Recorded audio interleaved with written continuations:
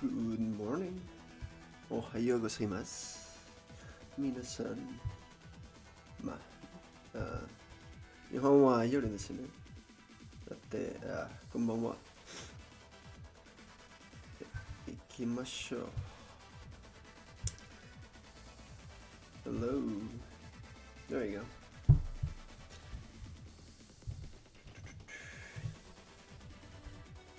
I don't even know where we are for Kanji, but good morning, Phantom. How's it going? Good morning, Naridos, as well. Seth. Actually, what would you prefer? Either or? Anyway. Firstly, hot shower in ages? Why? Don't you have hot water down there in the States?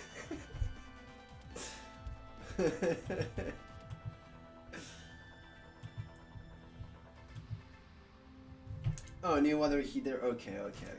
Nice. Awesome, dude. Let's go. There's nothing like a good hot shower in winter. Yep.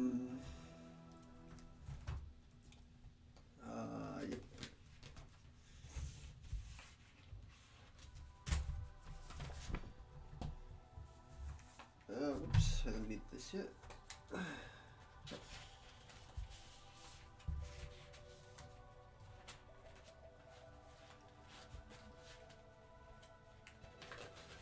Well, let's start right away with little to no explanation, shall we? Much like yesterday, we got flashcards and kanji to learn. So let me just double check. Is music volume okay? Is audio volume okay? So this theme is banger.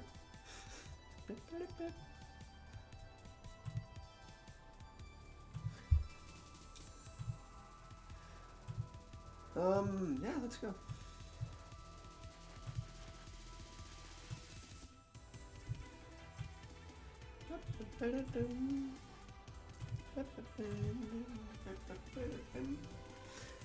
Okay, let's start with Heisig Kanji. Again, we're trying to identify a bit the form itself. A page full of Japanese. Well, there's more than that, but there's a bunch of pages with proper grammar. There's a ton more of kanji on there. So good morning, past. Welcome.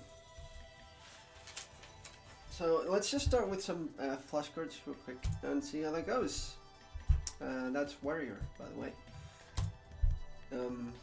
Mainly because, yeah, let's open up here.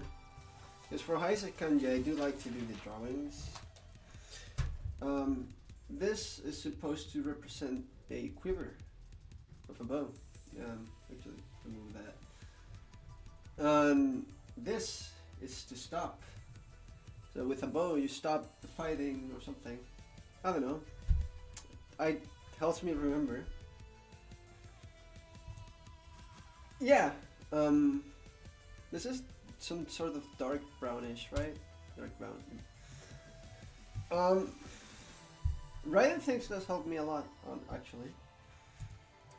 Revolve. So we have the car. And then it's making some smoke. And that's when the bolts are revolving a lot. Either from the pipe thingy behind or the wheels. You can see, for example, in like Mario Kart before beginning, like how they revolving a lot. And there's some smoke. So yeah, the car, smoke. Actually, you can see better. Left is car, and then smoke. Castle. So it's earth that turns into castle. Yeah, you can see the earth and then the other things. This was a tune. It's left this word, and then for the right is to kind of go in circles, loop, and that just reminds me of a chorus tune. that is to turn into. If you if you add knives to a parade, it turns into a massacre or something really crazy. Those are kind of the stories that they can get pretty wild sometimes when learning this kanji. Mix, I don't remember at all.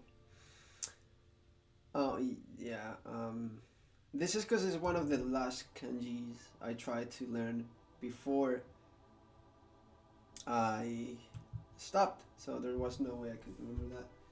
Levi, pretty sure it's Levi. So remember when we did the warrior earlier?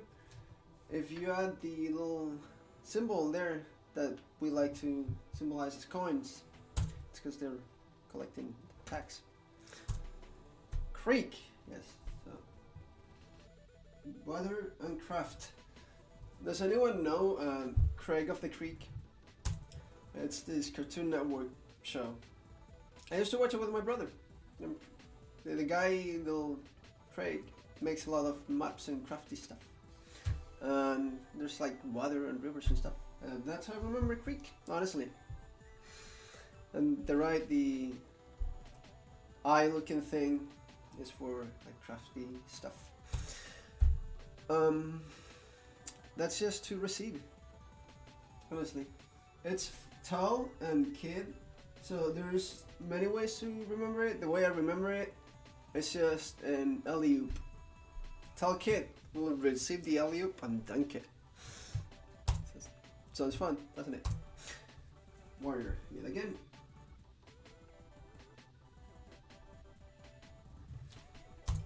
We did it right earlier. Oh, this is burglar. Yeah. So again, it's the money on the left. Then there's like a little needle in between the quiver and stuff. It's basically, I think of it as a lockpick. We saw this earlier. Revolve. This was what?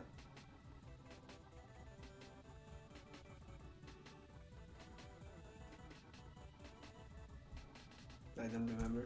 Rebuke. Okay. Yep. For 10. Oh my god, this was such a weird kanji too.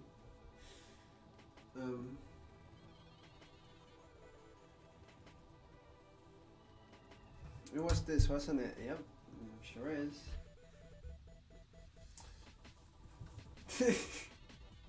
Listen, it's really weird. I know. I don't even know if this kanji is used at all, but it came in the Heisig kanji book, and it's weird, but sure, it works. Oh, this is lunatic. The king of the dogs, probably a werewolf or something. I don't remember exactly how I remember it, but it does come often enough as in going crazy. To say. That's very easy. That is very common. It comes as a radical for many things, so you're probably gonna get used to seeing it.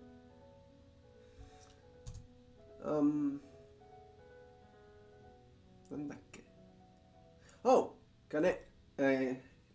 This is a bell. So gold or metal that a juvenile on the right likes to ring, play with a bell. Like, come on, if you're a kid and you see a bell, you have to ring it, don't you? Oh, this was to recitation. I'll take it. Recitation. It's when, because left is say and right is eternal. So when it just keeps going on forever, it's because someone's reciting something. Juvenile, we keep seeing it.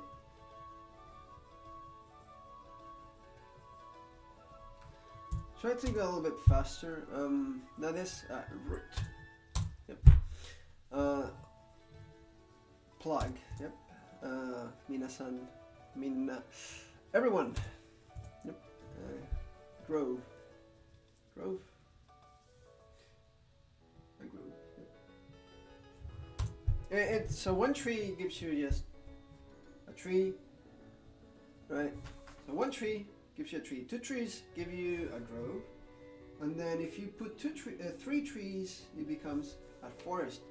Mori. Fun times. That's it. Stand up. Suitable. I don't remember at all.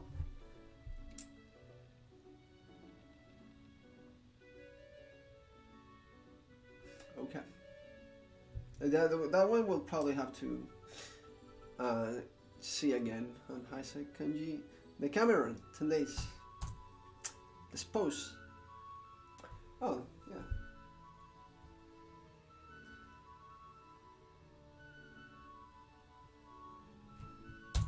Like this. Neat. Refreshing. Suzushi.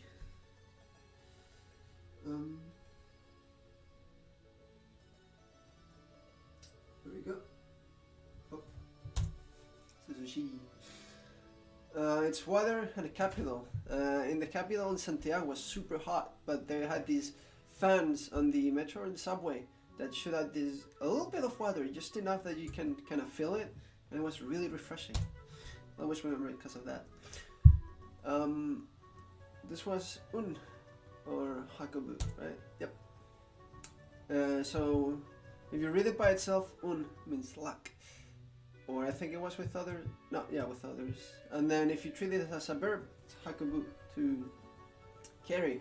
Actually, when watching, what was it? Cells at Work Code Black. That's actually any cells at work. That's all they do. They carry around oxygen. That's how the ending goes.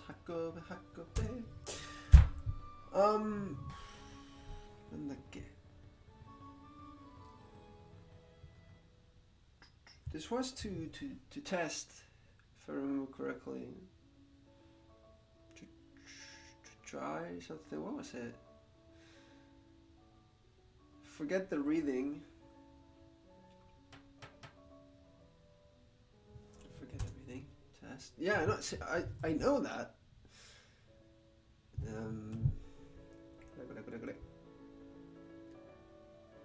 Tames, yeah, tames.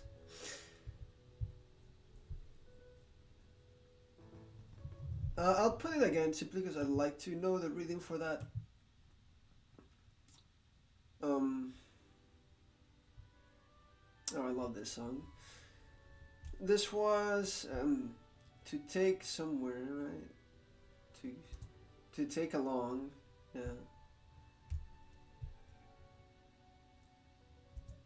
Take along. What was take along in the reading? This is language or word, yeah. Actually, if you can see after Nihon, this is go for language. It's on the title. You can see there's Nihon, and then there's that for go Nihongo. Nihongo. But yeah, what was it earlier? To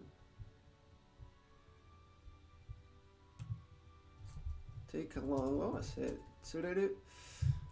Tsureru, Tsureru, hi.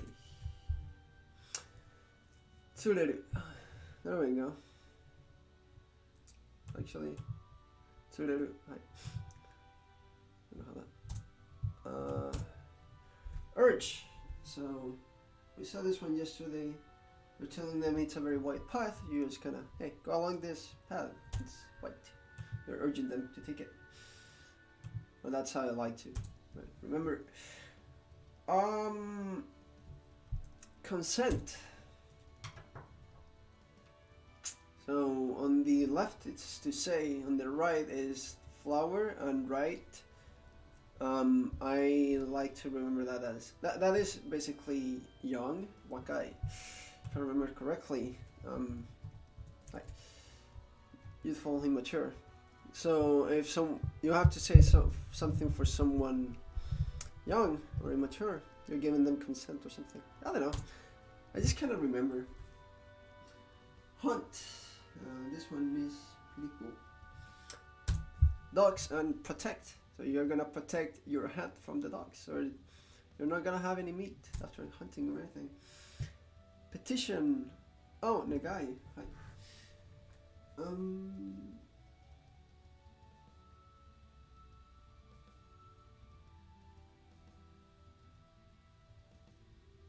This one's pretty cool. I'm a big fan of this.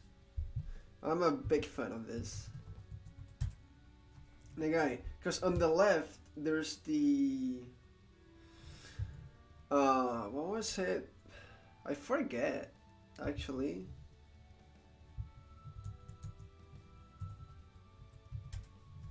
Petition, here it is.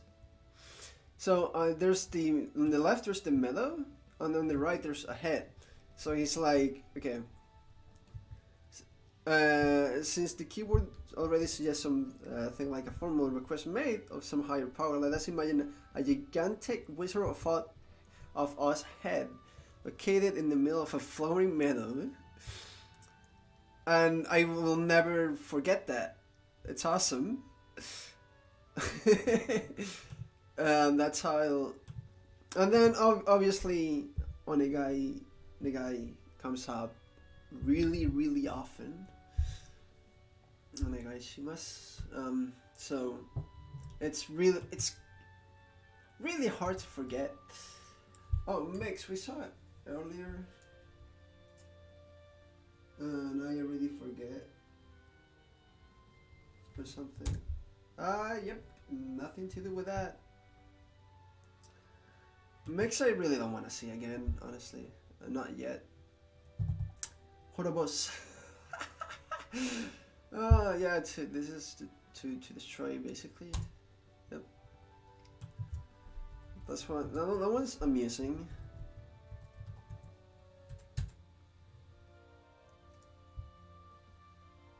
I mean, I'm pretty used to hearing this kind of word for like anime and stuff. They're always like some big entity of destruction, isn't there? And it's just okay. I'm also kind of trying to remember it a bit for writing. So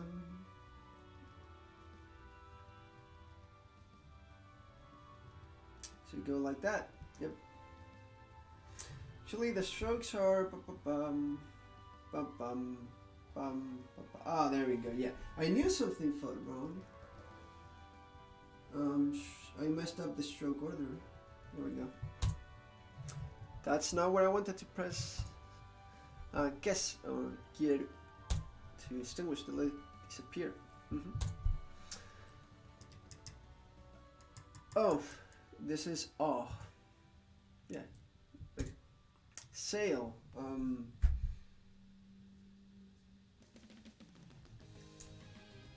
I think it was like this. It was the other way around and I messed it up. Okay. And it makes a lot of sense actually why it's on the left side, because on the left side is usually the main part. So I put it backwards, but it's like this. So you can think of a towel or some sort of cloth that then the wind pushes a sail. And I messed it up, so again. Oh man, I love this song. This was Rebuke. Kagayaki, to shine, to be bright or something. Radiance, yeah. Kagayaki, like to shine, to glitter, to sparkle. Yeah. So even I said shine basically, so I'll consider it good. Uru, to sell, right?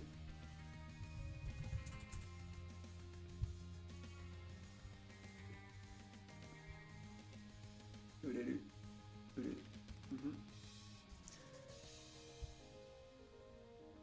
Yep. Hey.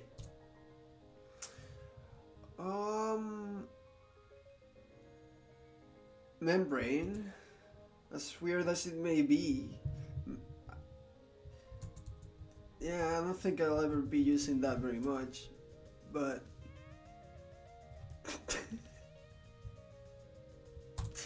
I remember it. I don't remember this at all. This is all of the kanji that have those little two things, right? Are one of the last few ones I tried to learn, so it's been forever. I think this was what? Ancestors, descendants. Yeah, okay.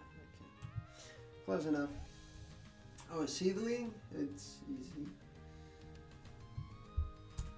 Yep. To plant. What was this? Yeah, I don't remember how to write it right off the bat.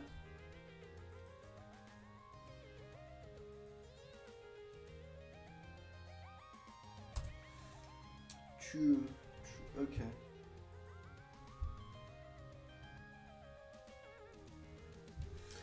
Oh no, it's this. You want to make it straight and straight. Okay. Yeah, I remember now. I remember. Suitable.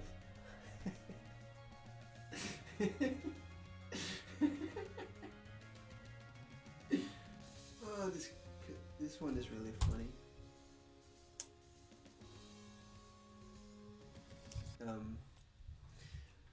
Roadway, Michi have this one does. This one is very common. I didn't know the reading, but it kept coming up so often that I ended up knowing it anyway. Michi. So it was inevitable that I learned it, honestly. Oh man, I love this song. Man, playing nothing but good songs today. Oh, this is too poor. Because it's the funniest thing. Doi and distant. To wither. I don't remember at all. Compare. Again, all those kanji that those. Kuraberu. Kuraberu. To compare. Yep.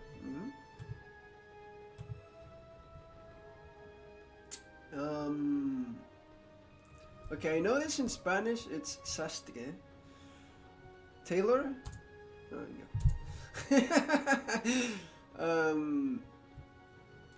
Plot. Yeah, to plot. This one is like sovereign, some sort of. It's not quite the emperor, but it's. Yeah, sovereign. Yep. So Black Clover. There's this entity. It's Mahote. I believe it was. Mahote comes up really often. And spoilers, I guess. My bad. This guy comes up really often, and they translate it into Spanish as like Magic King or something. And I was like, it doesn't sound right. That's not Maho. And I ended up with this Mahote. Good morning, Arthur. How's it going? We're going through some flashcards right now. Fun times. Spoilers. I mean, actually, it's not really spoilers at all. Like, if you see a main character with a little bit of blood, it doesn't necessarily mean they're dying. It's just they fought, and it was a really cool fight. What was this? I don't remember. Mist? Vague. Okay. To miss. To try. Test, yeah. Wow, I don't remember the canopy. Right, what's it? Canopy, yay. Curriculum. Bell. Yeah, we saw this earlier. Got it. There's So, Eretha, is this morning better for you, actually? Was it like specifically yesterday you were busy? Yeah, there we go. Connect. Minasan.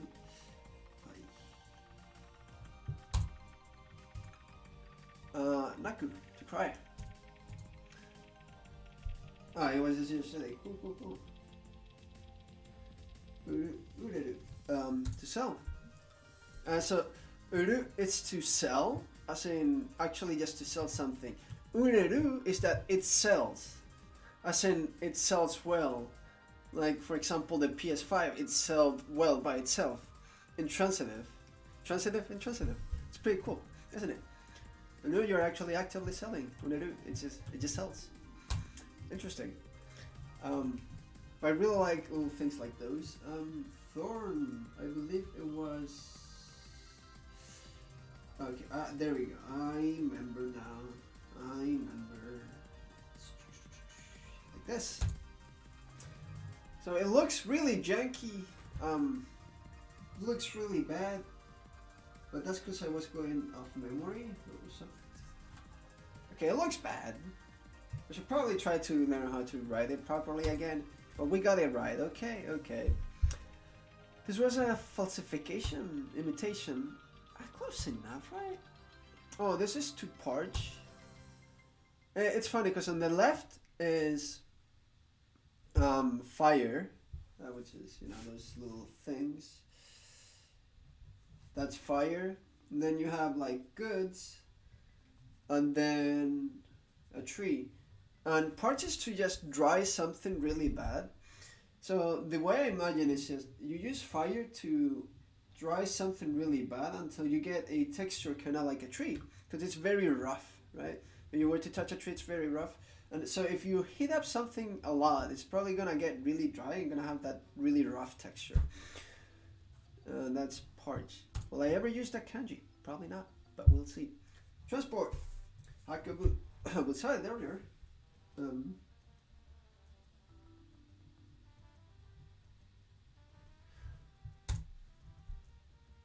Wait, no, transport, not to carry or anything. Transport, yeah. I messed it up completely. Yep. Gumo. How? Actually, is it Gumo? Gumo? I don't wanna. Yeah, that's spider. So spider is Gumo. As in Gumo. Okay. Gumo. Okay. Yes. And then. No, it's okay. So both are Gumo. Okay. Descendants. Just woke up. It's fine. We're doing some boring kanji flashcards early in the morning. Descendants. We saw it earlier.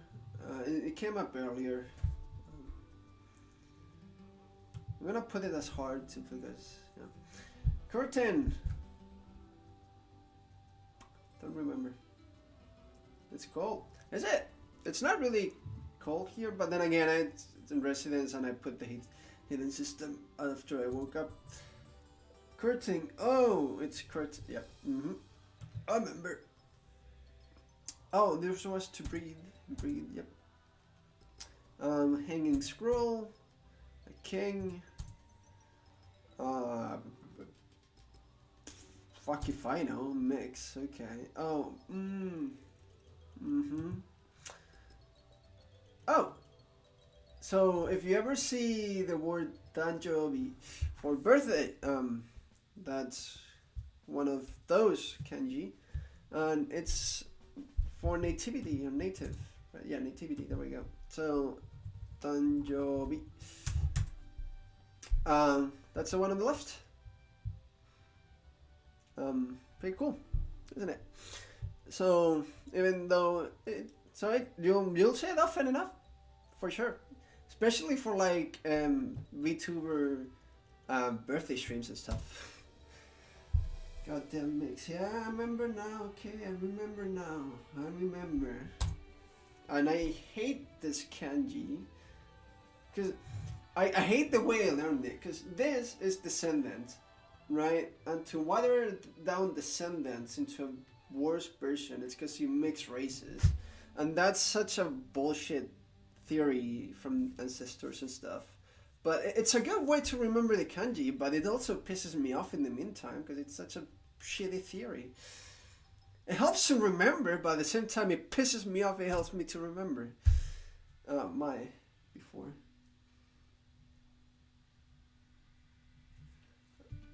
Oh, wait, no.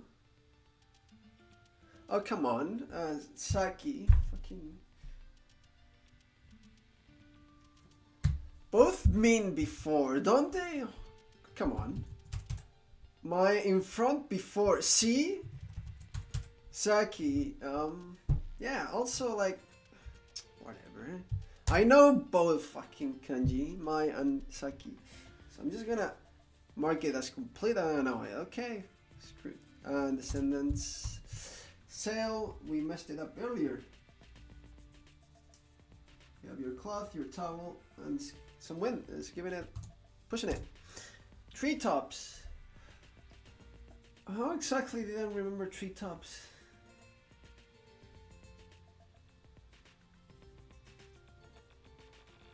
And the song is so good.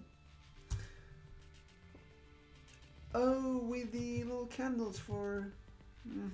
I remember. I had the right idea, the right image in my head. I just didn't know how to connect it. So I had the image of a Christmas tree and like the star on top. But I couldn't quite remember that those lights, it's come on like a flame at the top of the tree. Which would be, you know, the tree and the spark. But I had the Christmas tree idea in my head. I just couldn't quite connect it. And amonestar is Spanish. This is just a word that it's really hard for me because I've never really used it. But when you're in awe of someone and they call you out on your bullshit, it's really kind of hard kanji to draw. To plan. You plan your thing and you want to set it straight. Yep. Try the eye of the needle. Legitimate wife, we saw it earlier. It's pretty weird. Happenstance, casualidad. Yep.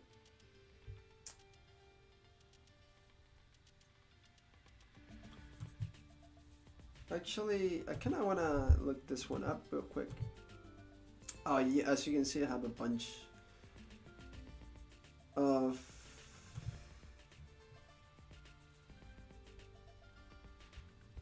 okay, let's look up this real quick. Oh my god, I hate using a mouse for this. Oh, it's... Wait, hold up. I saw it. Here it is. Hey. Happenstance, special intentionally recent circumstances. Furui? Huh? Yeah.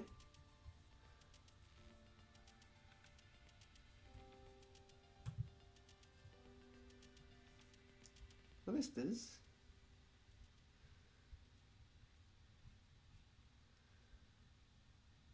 Actually, I'm just gonna copy it and actually search up on the proper dictionary. Yeah, reason cause some you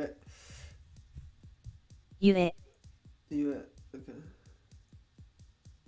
Interesting. I kept saying it on some combined word. I cannot remember exactly what word. That was cornerstone. It's a complicated kanji. I'm not gonna explain right now. Kuraberu, to compare. We saw it earlier.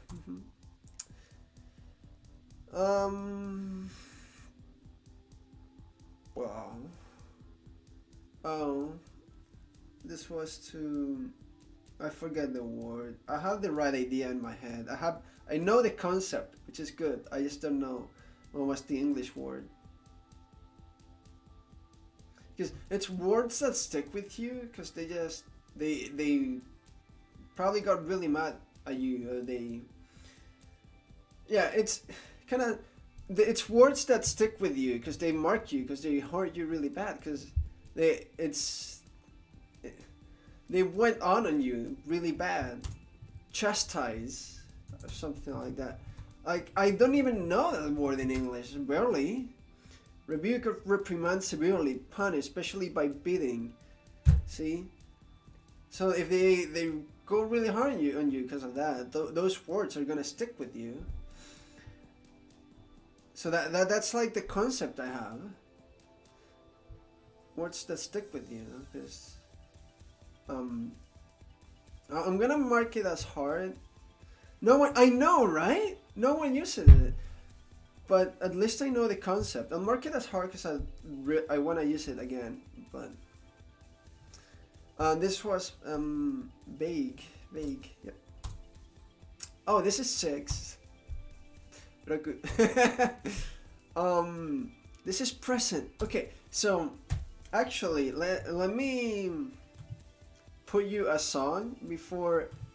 Let's finish on this kanji and move on to more interesting flashcards of actually words I know how.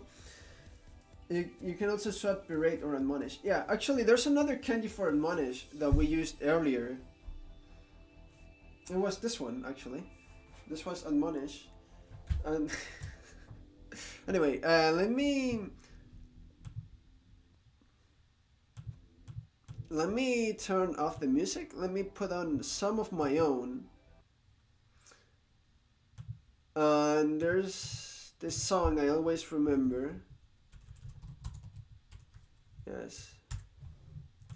I always remember this song when it comes to this kanji, actually. Please get my notifications out of there.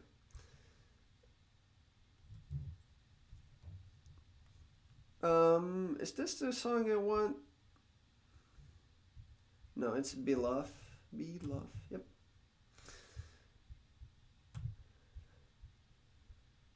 He doesn't have. Whoa! That's very loud. That's very loud. Okay, you guys let me know how it is. Very loud still. Very loud still.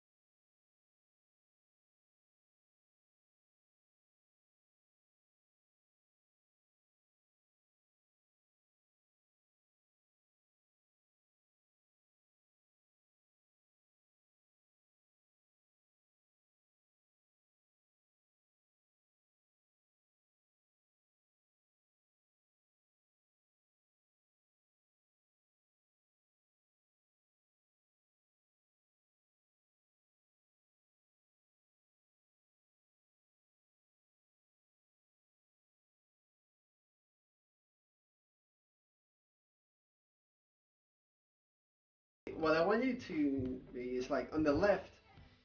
It's basically treasure, right? Or because it's for you will, but without the thing, because it's a radical. and then to see. And that's for the present time. And it's gonna come up. Or maybe it just already came up and I didn't know. But there's a moment in this song that says, and, oh, here.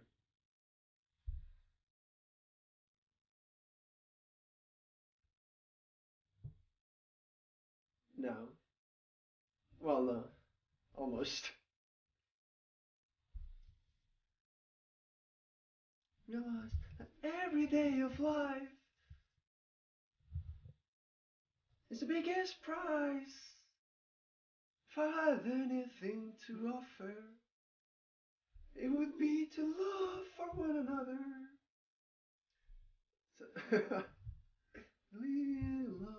So, I love this song. I've been hearing it since like 2013.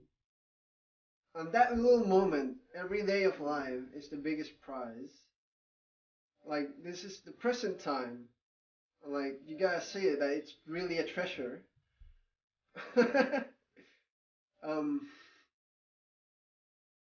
Interesting. So no matter that's how I'm always gonna remember this kanji thanks to this song. Very cool. Let's go back to studying.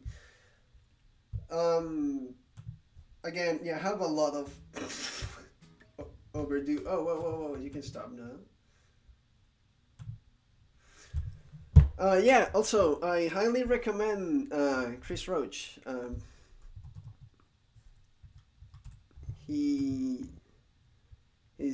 It's the first time I ever heard Japanese music actually, because he sings in Japanese and English songs. For example, Kimi no Okage. As you can see here, it switches between English and Japanese. Pretty cool. Yeah, big fan.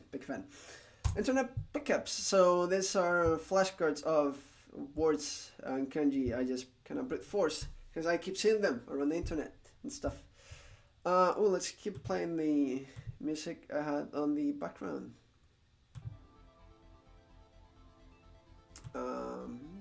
Is audio okay? It seems okay. Cool. Photograph. 写真. Where's my... Here.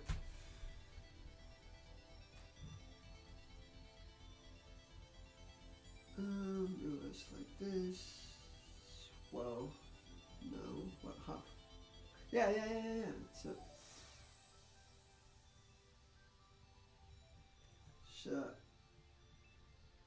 shashin. Very scuffed shashin. Very scuffed shashin. But it's there. This was a garden. How was the reading?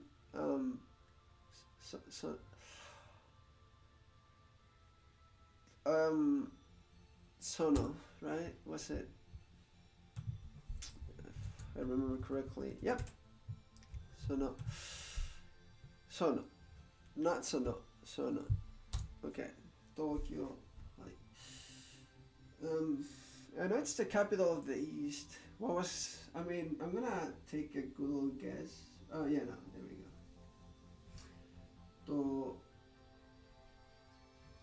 Tokyo. It was the other way around. Cool. See, so I know it's East and capital. I just didn't remember the order.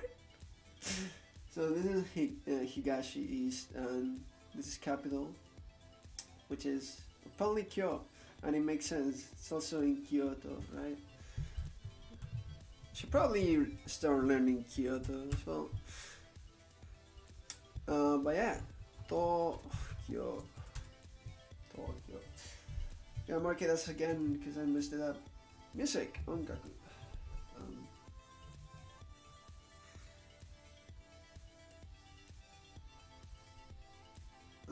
This one is kind of fun to learn. What? And I did it backwards again. God damn it. So I know it's fun, tanoshi, and sound, oto, and combined ongaku. So I was like, oh yeah, music, it's a fun sound. Yeah, I remember that much. Forgot the order again, which usually doesn't matter because when I'm typing on keyboard, I just ongaku, and it's like, oh yeah, there it is. Easy. But when I'm actually writing on paper, the order kind of matters. God damn. Oh, shisen. God, okay, so I'm... What was? I forget. Okay, this one just completely slipped my mind. Shisen. Right. Shisen. I knew the sen part was that. I just didn't remember the she part because I'm really used to reading that as G. Shisen. First time I saw this kanji is in Shadowverse because there's a trait, natura, called in English. She said it was pretty powerful for a while, pretty meta. Nowadays, not so much. I marked this as correct. Hold up. I keep doing that. I keep just pressing the space bar.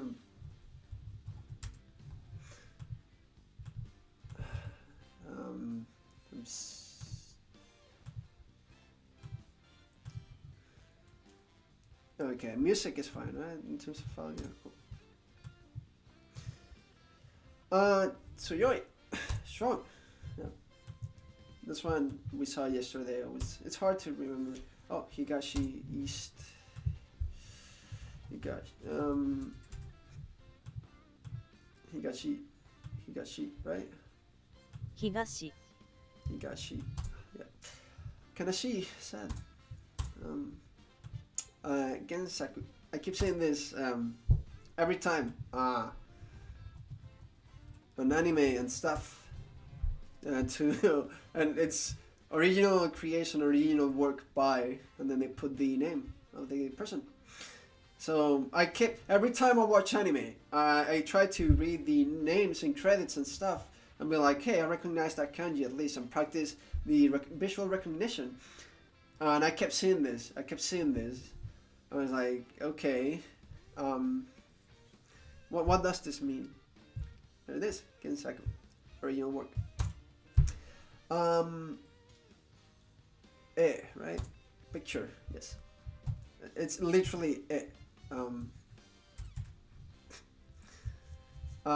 I see way too much because everything I follow on Twitter are artists. And most of their descriptions or what they write on their bio is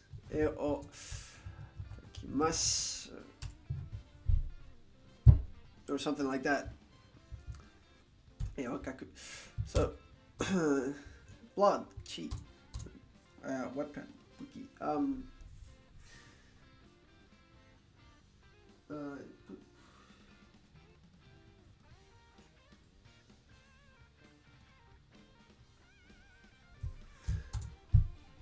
Hey, I got it right. Cool.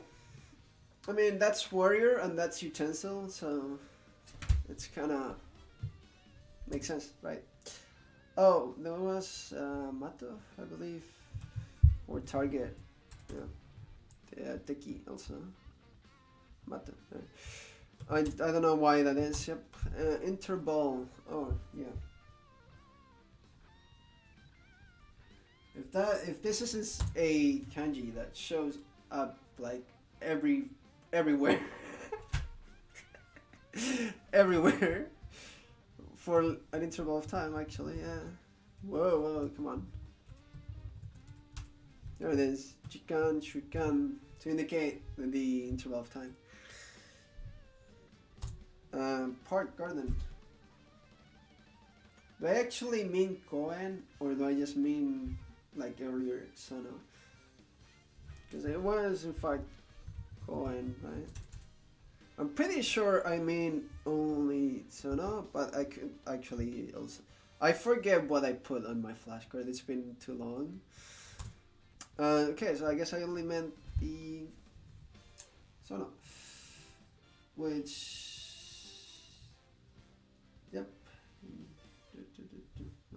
Mark it as good because I know it. Man. What was it? Like this?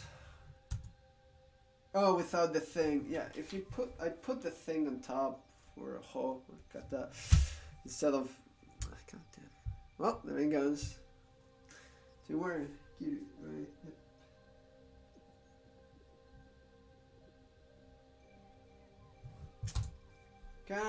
Kind of scuffed, but it's there. Trust me on that one. Kiku. To here. Listen. Yep. Say. Oh, is it just? Yeah, I'm pretty sure it's just you. Actually, hey, hold up real quick. You.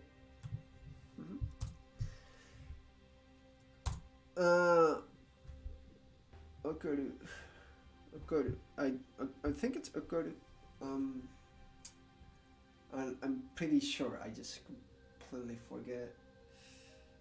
I think it was something like this, but I don't remember. I put it backwards. The radicals, I put them backwards. Goddamn. It's been too long.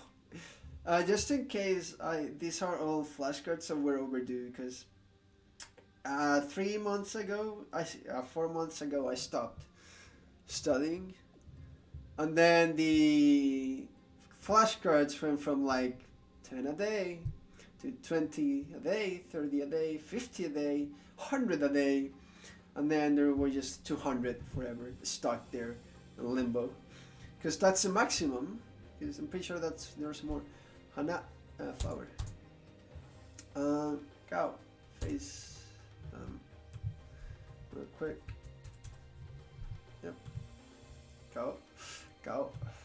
Not cow. That's it. Wind, right? Has to be. That's it. You lose to forgive. Minna. Right. Minasan, minna. Everyone. Kiss. To lend. Right. What? No, I completely forgot that then. No, not forgive. My mind, cuss. To lend. So I knew at least it meant to lend. I forgot the reading though. Goodbye. And trust. I'm pretty sure this is for Makaseru. And I believe it was this. Okay, I scuffed it really bad. Hold up.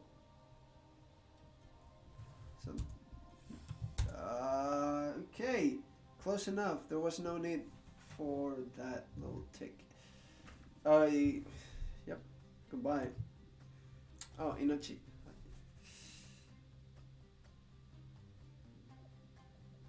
I think it was like that. Hey, we got it. Scuffed, but we got it.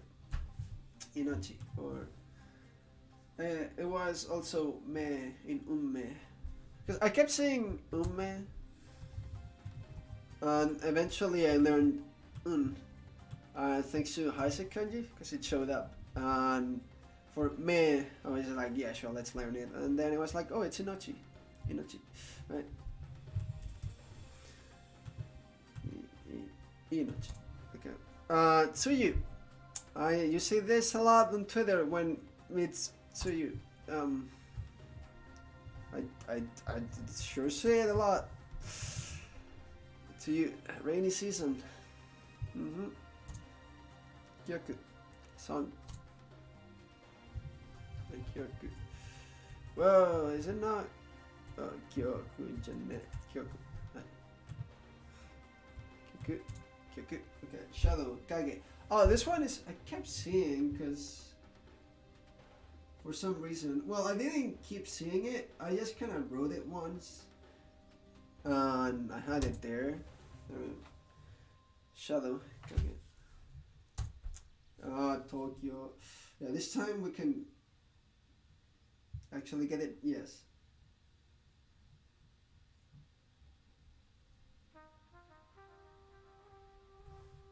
There we go. Now that's a proper Tokyo. To feel. Wow. I completely forgot. Kanji, I'm pretty sure, but. Woo, jeez. Okay, I learned this? Okay. How?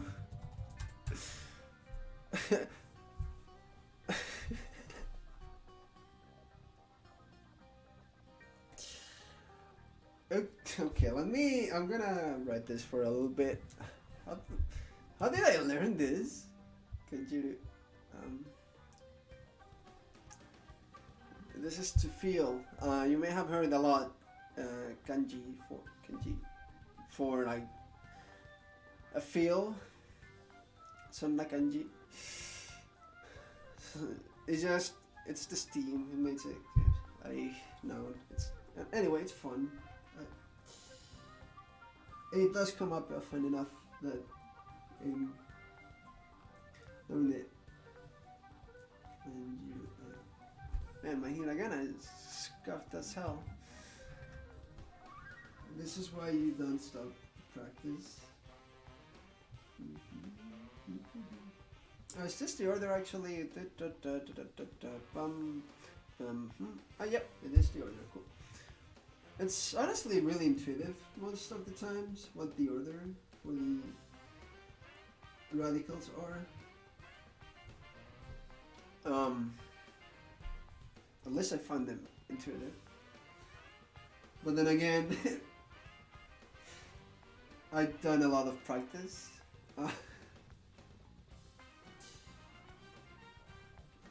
And it's funny because I have a lot of knowledge of useless kanji I'll probably not use, but I find it fun. I don't know nearly enough grammar, and I should know more and stuff.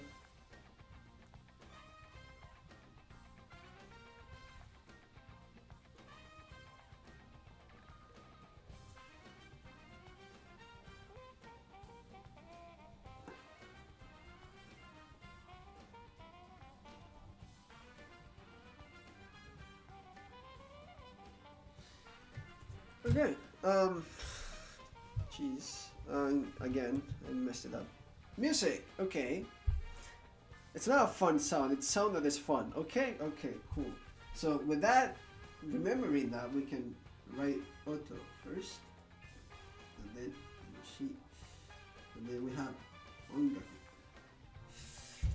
Hey, we got it. Scuffed, but it's there. Yeah, also all the kanji copies. Just to make double there it is. Nigas, to let go, to let escape. So, set free. I always knew nigeru, right? It's this. At one point, nigas came up on Twitter. I was like, wait, why is there ga and gas after the nigeru? Should it be nigeru? Then I saw a VTuber play, what was it? Undertale. And then I saw nigas and I was like, oh, it clicked. It makes a lot of sense. So this is to escape and to like let escape. It makes a lot of sense. At least I think it does. Oh, not bad. Marui. So I can read Marui? Can I write it? I'm pretty sure I forgot how to write it. I forgot completely how to write. Marui. Yep. Alright. Well, back to practice.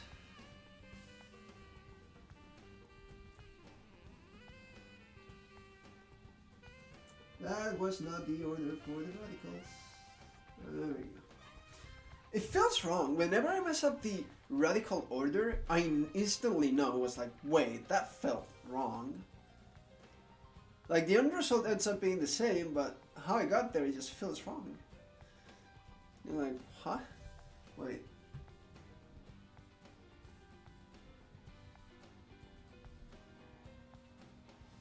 Well, most of the times it feels wrong. Sometimes I feel like it doesn't really matter too much, but it's some very specific times for very specific radicals.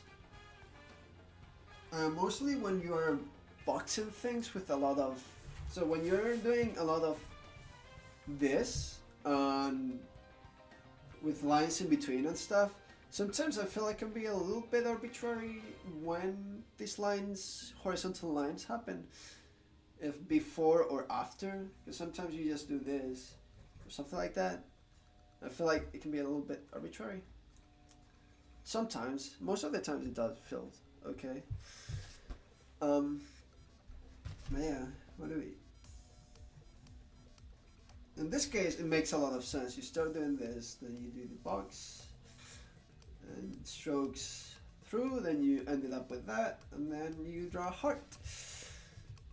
What do we... Yeah, I messed it up. Oh, you cut that.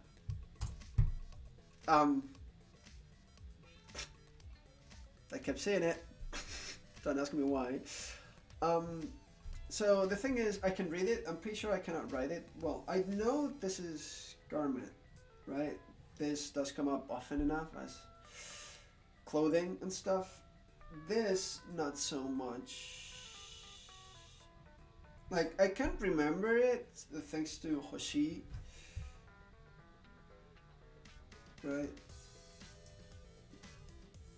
So this is Hoshi, so I take this and that, this and that. That's more or less how I remember it. Right? Let's double check all of this information real quick. Hoshi, yep, you see? So, and what's this in fact? Cool. And then you got that. There we go. Got that. To bathe, be favored baskin. Oh yeah, wasn't this... Okay, yeah. Get angry. I messed it up earlier. Okay.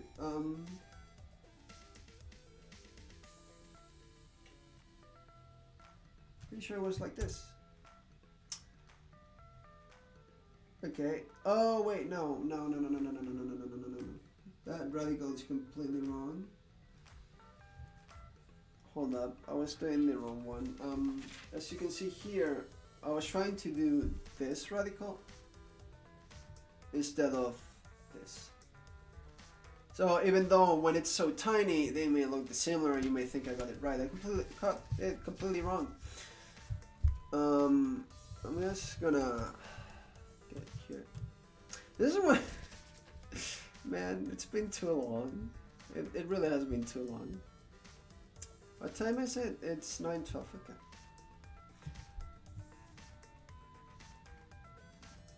Oh yeah, it's literally on screen.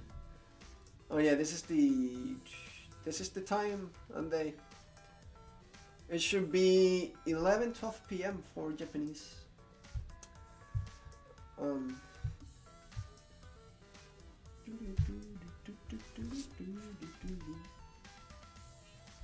And this song slaps.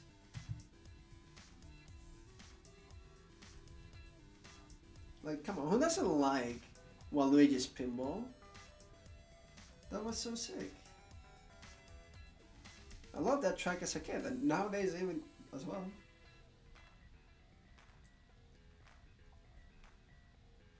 Here you go.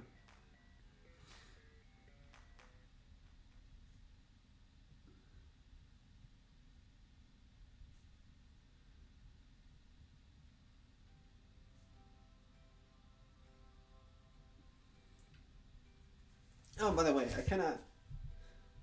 Should I? No, I don't remember.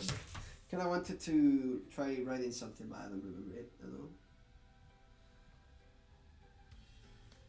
If I remember it, I'll do it.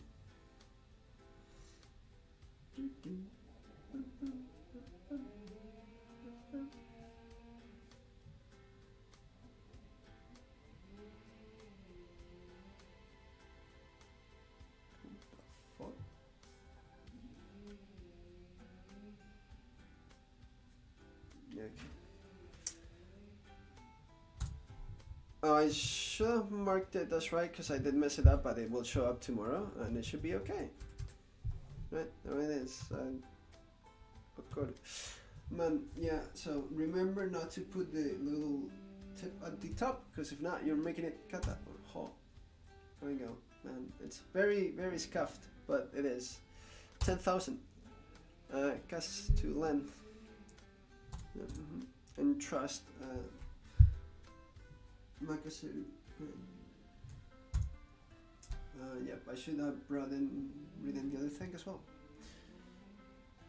Whoa, whoa, whoa, whoa. Rain. Ame.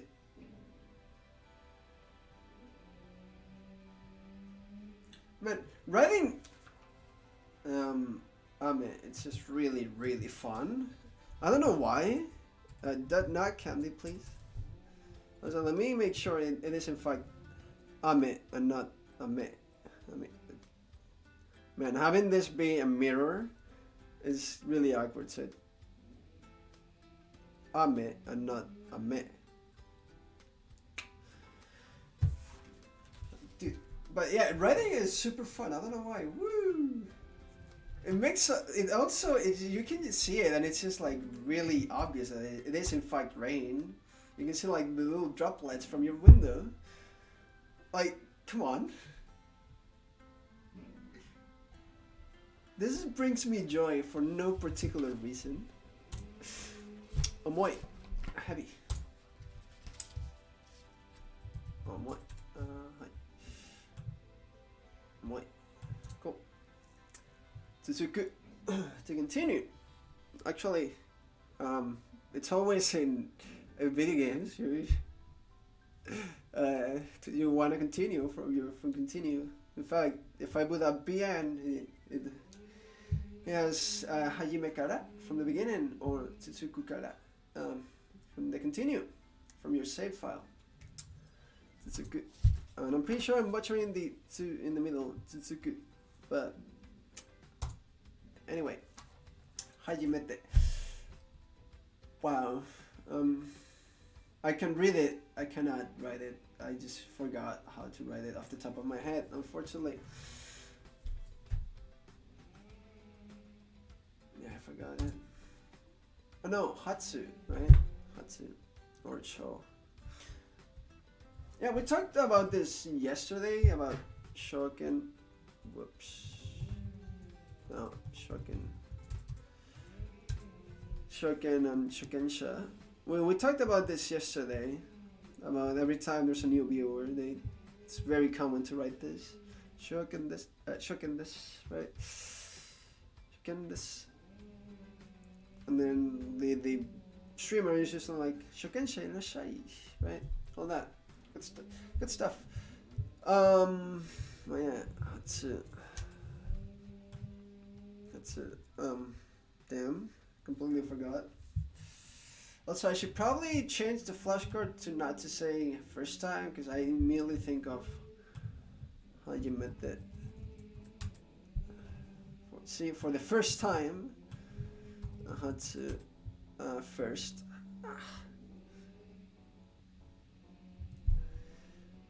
Man.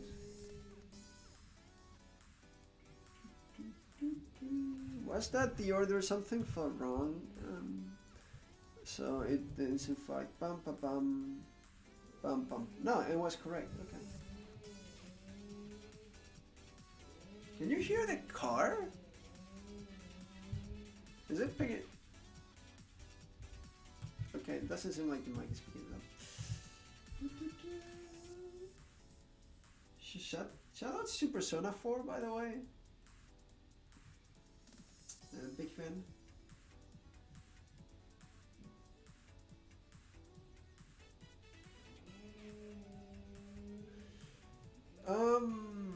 Yeah, really scuffed, but it's in fact there to feel.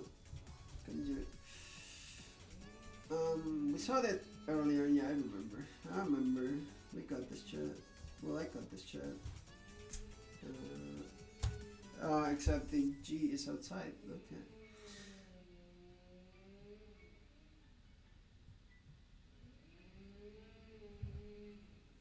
kind of scuffed, but it's in fact there. Also, I wanna check it again real quick.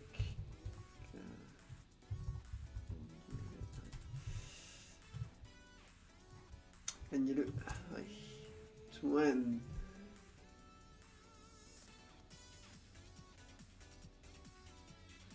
What was this? Oh, what is right?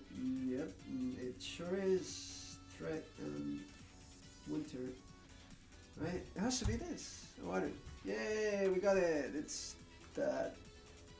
You've probably seen this. Oh, wow, it's very scuffed. It's not. There we go. Is that better lighting? Yeah.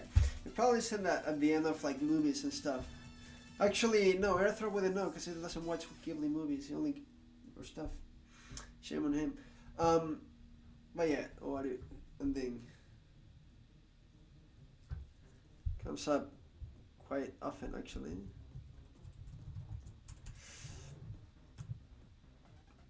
Damn, that's a lot of readings. Water, yep. At the end, finish or chew.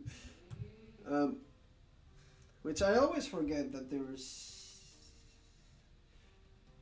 Saishu.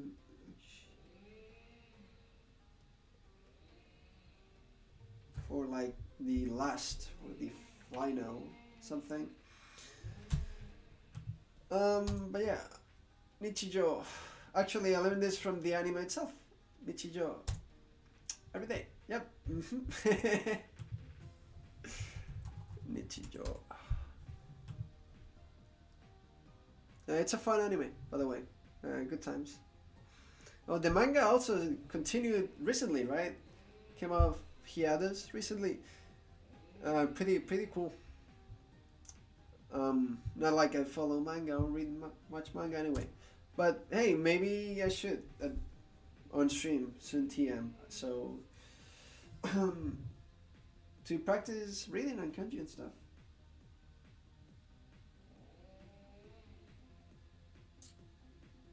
I think it was like this, but it feels wrong.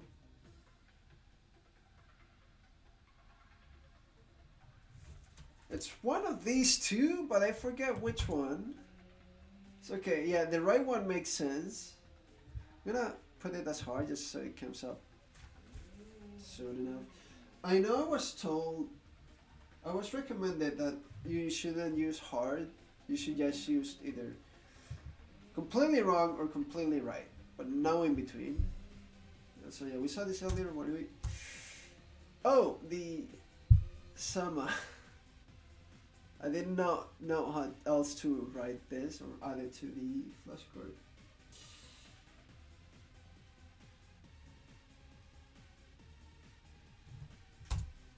It is there. A little bit scuffed, but it is there. Sama.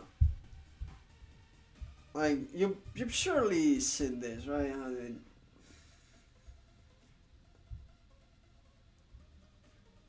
Yeah. I've always seen it as a suffix,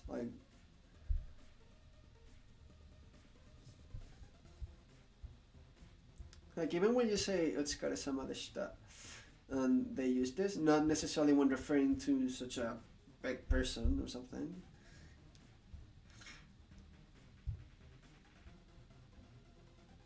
How many? Oh my god, I have way too many. I'm gonna have to do some of these offline. If only I didn't have to study for finals when I'm offline.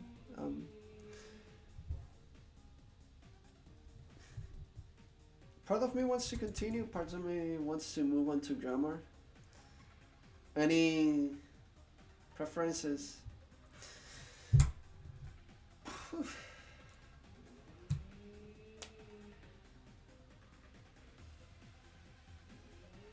Let's move on to grammar for a little bit, shall we? Maybe I'll do some flashcards later on. Some more flashcards, I mean.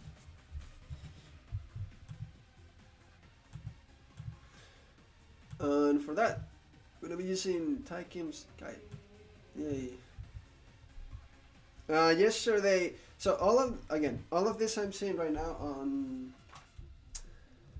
Taikim's grammar guide. I've already seen, well, at least up to a certain point. It's just for the sake of the stream and continuity and the archives and everything, and for maybe someone to be able to follow. I like to go through everything again. And it's never bad to review the basics. Also, speaking of kanji, I have all of these that I filled out last year. I mean, not last year, earlier this year. So all of these are a ton. I mean a ton. And I mean a ton of kanji practice. Simply because, okay, I know it's probably not the best way to go about Japanese, just like go ham on the kanji, but I like it, it's fun. Isn't that what matters? But yeah, I should definitely study more speaking and listening and actual grammar. We'll get there though, we'll get there. I could probably kind of speak it and try to, but like, and I probably know more than I could give myself credit for, but it's,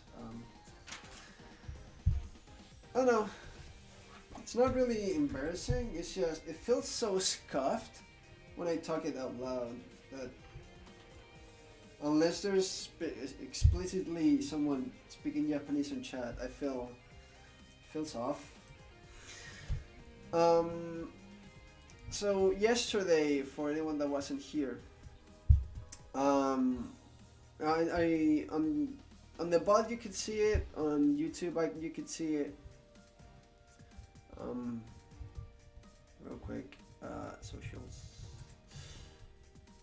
Yeah, I forgot. There, I put the archive where I just made a quick, well, quick. We went through everything here, real quick. So let's see. What we saw yesterday is basically the basic state of being. You know, with the. So you want to say something. Usually at least I'm a guy.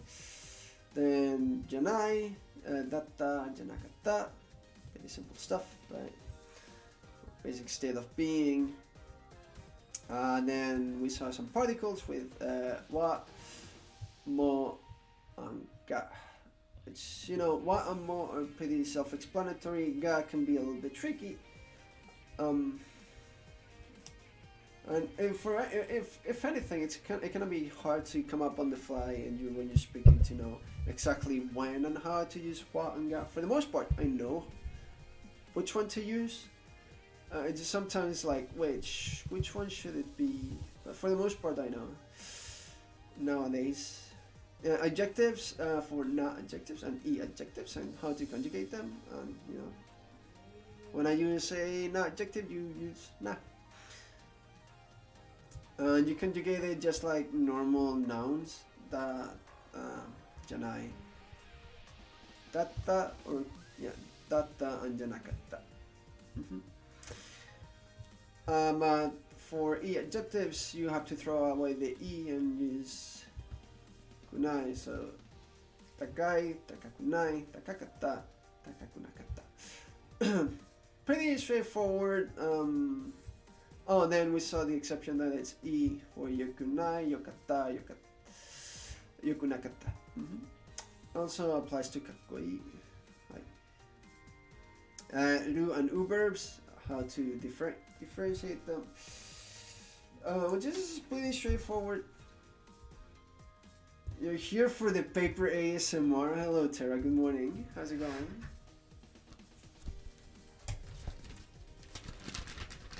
Bam, enjoy. What else? Yeah, how to differentiate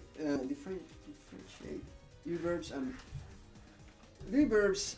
Basically, there's a small little chart I have here that is does it end in ru? If it doesn't end in ru, it's always gonna be a u-verb. If it does end in ru, if it ends in aru uru or oru, it's gonna be a new verb, like wakaru.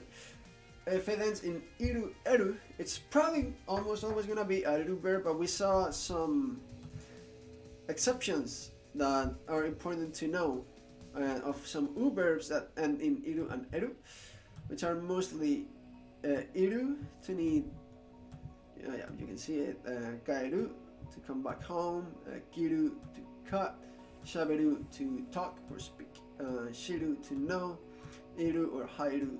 I'm not totally sure. Maybe both. I don't know. Transitive. Hashiru to run, and heru to decrease or in size or number. So this one is probably the one that's gonna be used the least. But the example I put yesterday is that someone on Twitter posted something controversial or something, and then they noticed that their followers decreased. They use this. Also, when you say your stomach is empty and you're hungry, it's harahetta, which is actually the verb.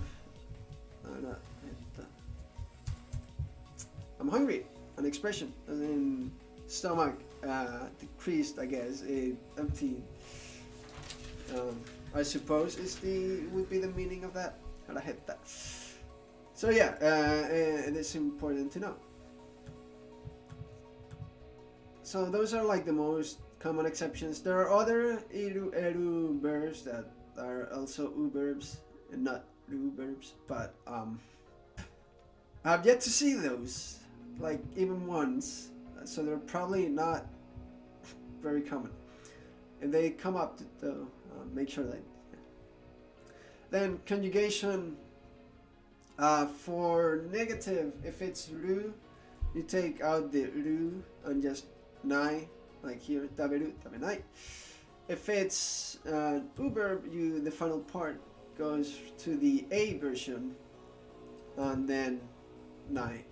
So for example, hanasu, hanasa nai, kiku, kikanai, oyagu, oyaganai, asobu, sobanai, matsu, matanai, nomu, namanai, kaeru, kaeranai, shinu, shinanai. With the exception being if it ends in u, we have to just change it to wa.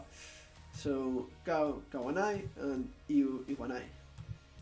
That's for negative. It's pretty straightforward. And past does become a bit more convoluted. So if it's a ru verb, you just take out the ru and put da, deru, de ta. I actually don't remember this verb at all. Actually, let's find that together real quick, shall we? Pretty short. It's bam. Suteru, suteta. To throw away. Yeah, so it's pretty straightforward. It's pretty simple. When it comes to verbs, though, there's this little chart that you should probably keep in mind, and I have saved and I check from time to time. Basically, we made it into 4 groups. If it ends in su, you change it to shita. So hanashita. And it's also important to know that when you're using polite in keigo, and when things end in des, and you want to change it to past, deshita. So su and shita becomes quite common thanks to that.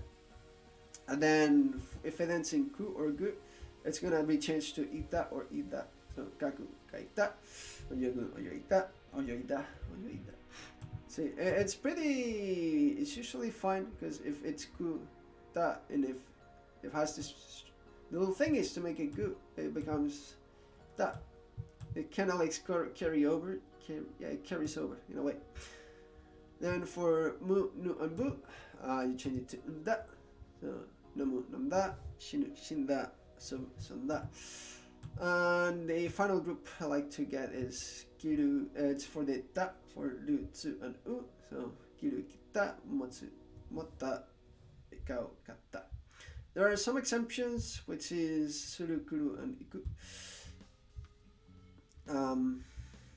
I went over those exceptions yesterday, but basically the most important one is really suru to shita. Benkyu suru, benkyu shita. Honestly, because it's to do an action, and it comes up a lot, like a lot. It comes out a lot. from what I can tell. So, I mean, knowing that, very important. And then past negative is really simple. Every negative conjugation ends in nai, so you just throw away the i and katta. So tabenakatta, mottenakatta, ikanakatta. Very simple, very straightforward. So now today we're gonna review, or well, I'm gonna review because I already, as you can see, I already have notes for all of these. So once we get to the new topics, I'm gonna have to stop and go more slowly as I make my own notes. But for now, it's good to review. It's good to have it on the archive on the bottom and all that.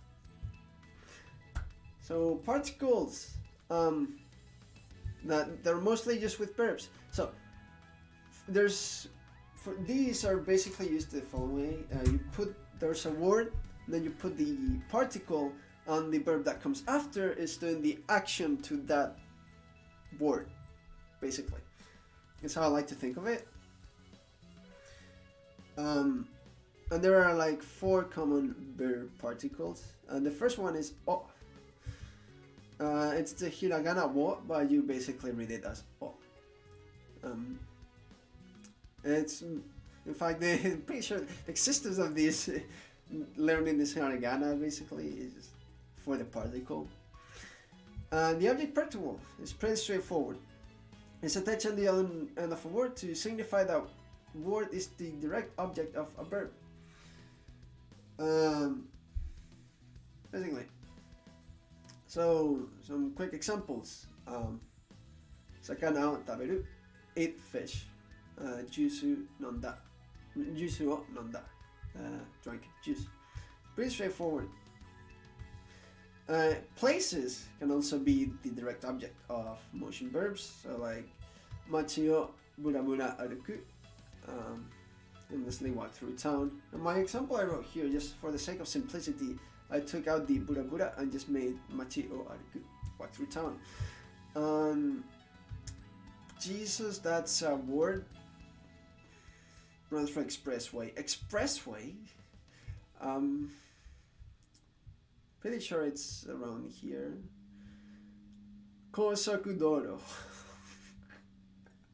Kosakudoro. High speed route made a speedway. Kosakudoro. Oh, hashiru. Okay, yeah. And when you use suru with a noun, as in to act in a, right? The o particle is optional, and you can treat the whole noun plus suru as a verb. So it's exactly like I have on the title,毎日日本語勉強する. Right? 勉強します. To study Japanese every day. 勉強する.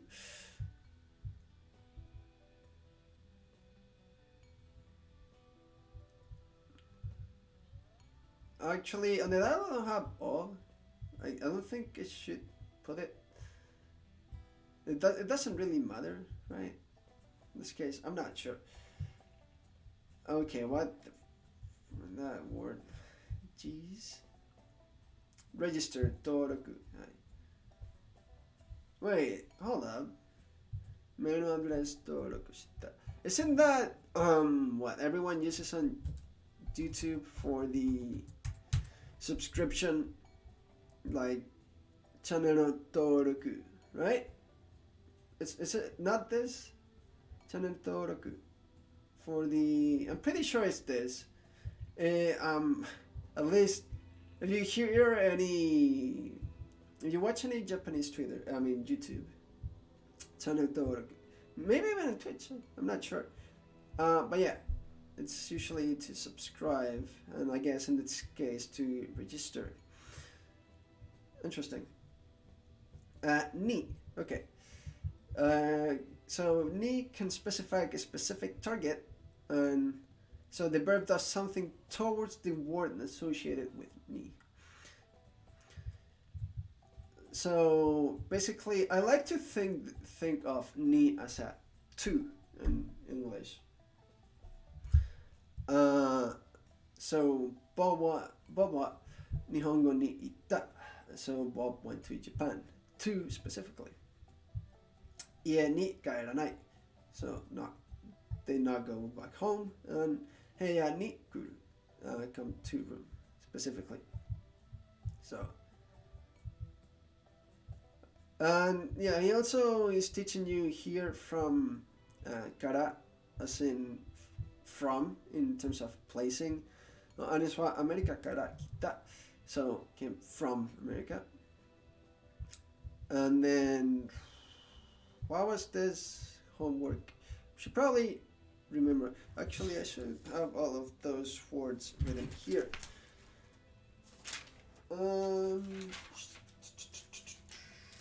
Should be here, because I write every single new word that comes up in Taikim's guide here. Should be here. Shukudai. Let's double check real quick. Yeah. Isn't it literally on screen right now? It is not. Shukudai. Whoa. Shukudai. Homework, assignment. Shukudai. Hi. 宿題 Shukudai. So, 宿題を今日から明日までする. From today to tomorrow. Made, it's until, basically. Yep. So the idea, so a target is kind of general and not restricted to motion verbs. So the location can be the target of an existence verb, basically. So, 猫は部屋にいる. So, the cat, it's to be in room. In a basic, really bad way to translate it. I like to do like these literal translations to make sure like things are connected, even though you can just say there's a cat in the room. By making this like cat to in room to be, you think you're thinking of the thing in Japanese, basically, and I like to do it that way. イズが、I don't know, kitchen にあった。いい友達に会った。So, to meet a friend. Kitchen. Also, out there, I'm pretty sure is to, because there's this out to come together to merge. You need to meet to encounter.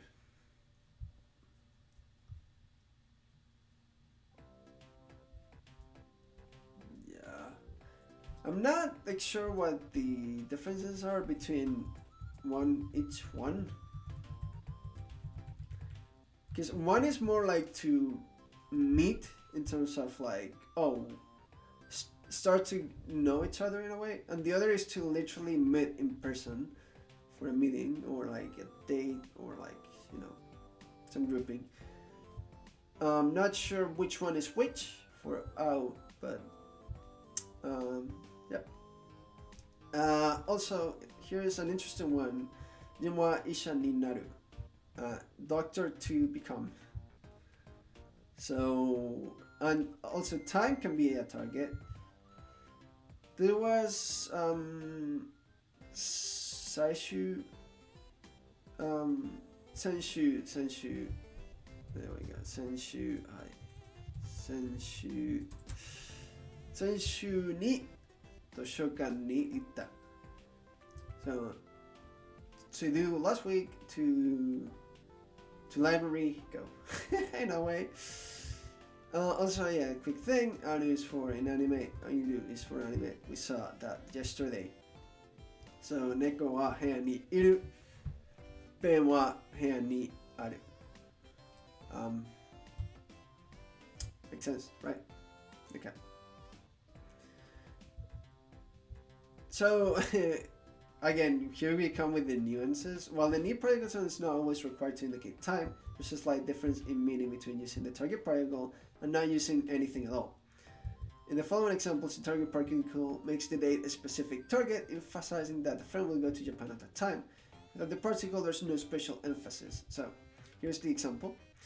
友達は来年 pretty sure it's rainen. Rainen. Rainen. 友達は来年日本に行く。友達は来年に日本に行く。So, and specifically going next year. And I'm pretty sure if you were just telling a friend, for example, oh yeah, he's probably gonna come next year, you probably use the top on one.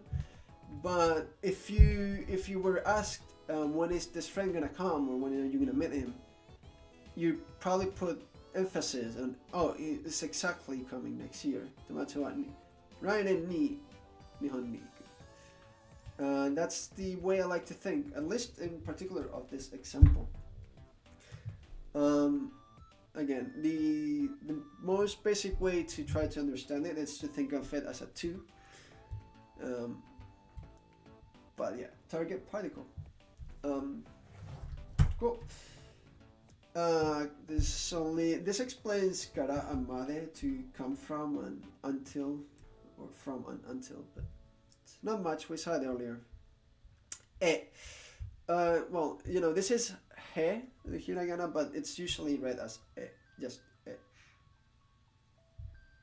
So again, the e particle, on the other hand, is used to express the fact that one is setting out towards the direction of the target, but it is only used with motion verbs in terms of movement, because it's just like you're heading on a direction, basically. So Bob wa Nihon e itta. So he was headed towards that way. Maybe he's doing like a cool, interesting trip all around Asia. And he's headed into that direction, which is Japan. Kaeranai. So he's not heading towards home. Man, that's a really awkward sentence to translate or localize. So the way Tai Kim wants you to think of it is towards. Heae kuru, come towards room. It makes sense.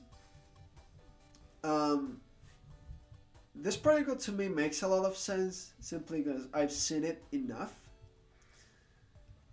But I guess now thinking about it and trying to explain it, it's kind of hard.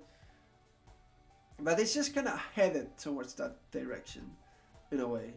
There's not a lot much more to it. I'm pretty sure that whenever you... so for example, when you send a letter, I'm pretty sure it usually starts with the name of the person it's going to and then puts e. So for example, if I were to write a letter to Arthur, I'd put Arthur e. And then I'd write the letter. Because it's intended for him. It's supposed to go towards him, but it doesn't necessarily gonna reach to him, I guess, or not. But again, that's the other use I kind of see for it, not only for, but yeah, it's kind of hard to explain any further. Hopefully, it's understood enough. It's, you know, if not, this explanation kind of is here. Again, all of this is taken from Tai Kim. It's everything is available on that website. Contextual de. I probably use this particle way more than I should. Or maybe it's just that common. I don't know. It's one of the best particles, honestly. Contextual de particle. The de particle will allow us to specify the context in which the action is performed. So location, tool used, means used, everything. So it may help to think of de as a by way of in terms of English. So let's see. Eigakan de mita, so saw at movie theater. So it can mean, depending on the context, it can mean a couple of things. So for example, say the movie it's available on the internet or on Blu-ray, but you said you watched it by way of the theater. No, I saw it in the theater, right? Or it depends on the context, really. But yeah, you're just basically saying that you by way of, or in specifically the best way to localize is in the movie theater. But yeah, so in the movie theater. Bus de caer. So I went home by bus. Again, in this case it means by. Restaurant de Hirogohan. Hiro, is it Hiro or Hiro? I keep forgetting. Hiro. Restaurant de Hirogohan o tabeta. So in the restaurant, I ate lunch. I ate lunch at this restaurant. So yeah, and then with de plus nani, this combination is usually read as nande, as in why. Okay, so let's read through this real quick, just as a quick reminder, even though it's clear to me. The word for what, nani, is quite annoying because it's usually read as nani, sometimes it's read as none. It depends on the context. And since it's always written in kanji, you can tell which it is. I would suggest sticking with nani until someone corrects you for when it should be none. With the de particle, it is read as nani as well.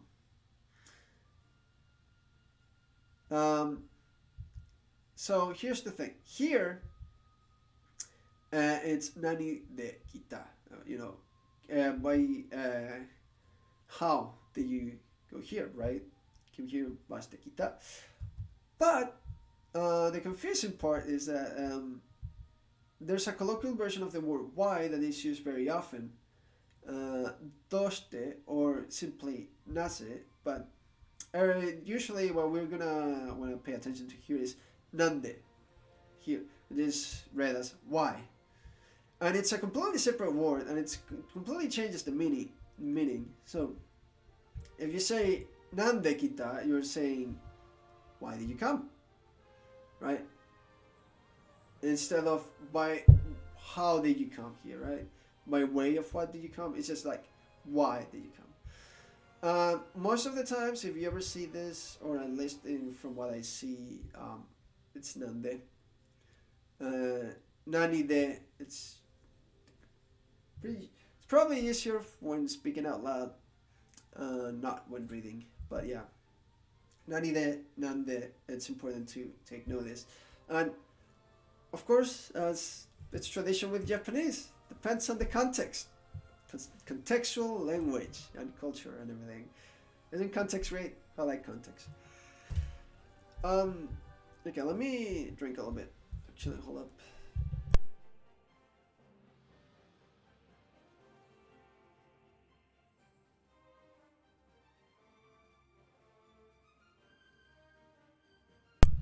Been speaking a lot.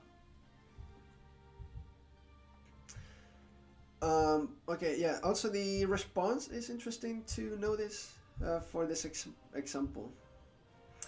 Hima. Hima, to be spare time, free time, leisure. This is a pretty common word, so if in this example is nande kita, where you come, hima dakara. Because I'm free. Kara or dakara, it's in terms of here it means because, and not the from that we saw earlier, as in doko kara, or from where, right? Doko kara, yeah. Anyway, yep. The kara here meaning because it's different from the kara we learned earlier. Basically, the point is that the two sentences, while written in the same way, read differently and mean completely different things. Okay, this causes less confusion than you think, because 95% of the time the latter is used rather than the former. Yes, so nande is used way more often than nani de in terms of read and speak. And even when nani de is intended, the context will leave no mistake. But again, context. But yeah, if you ever see this nani followed by the, most likely it's nande, asking for why. Location, when the location is the topic, so basically you can combine particles. When you're talking about a thing, you're doing an action too, and that is also the topic of the conversation.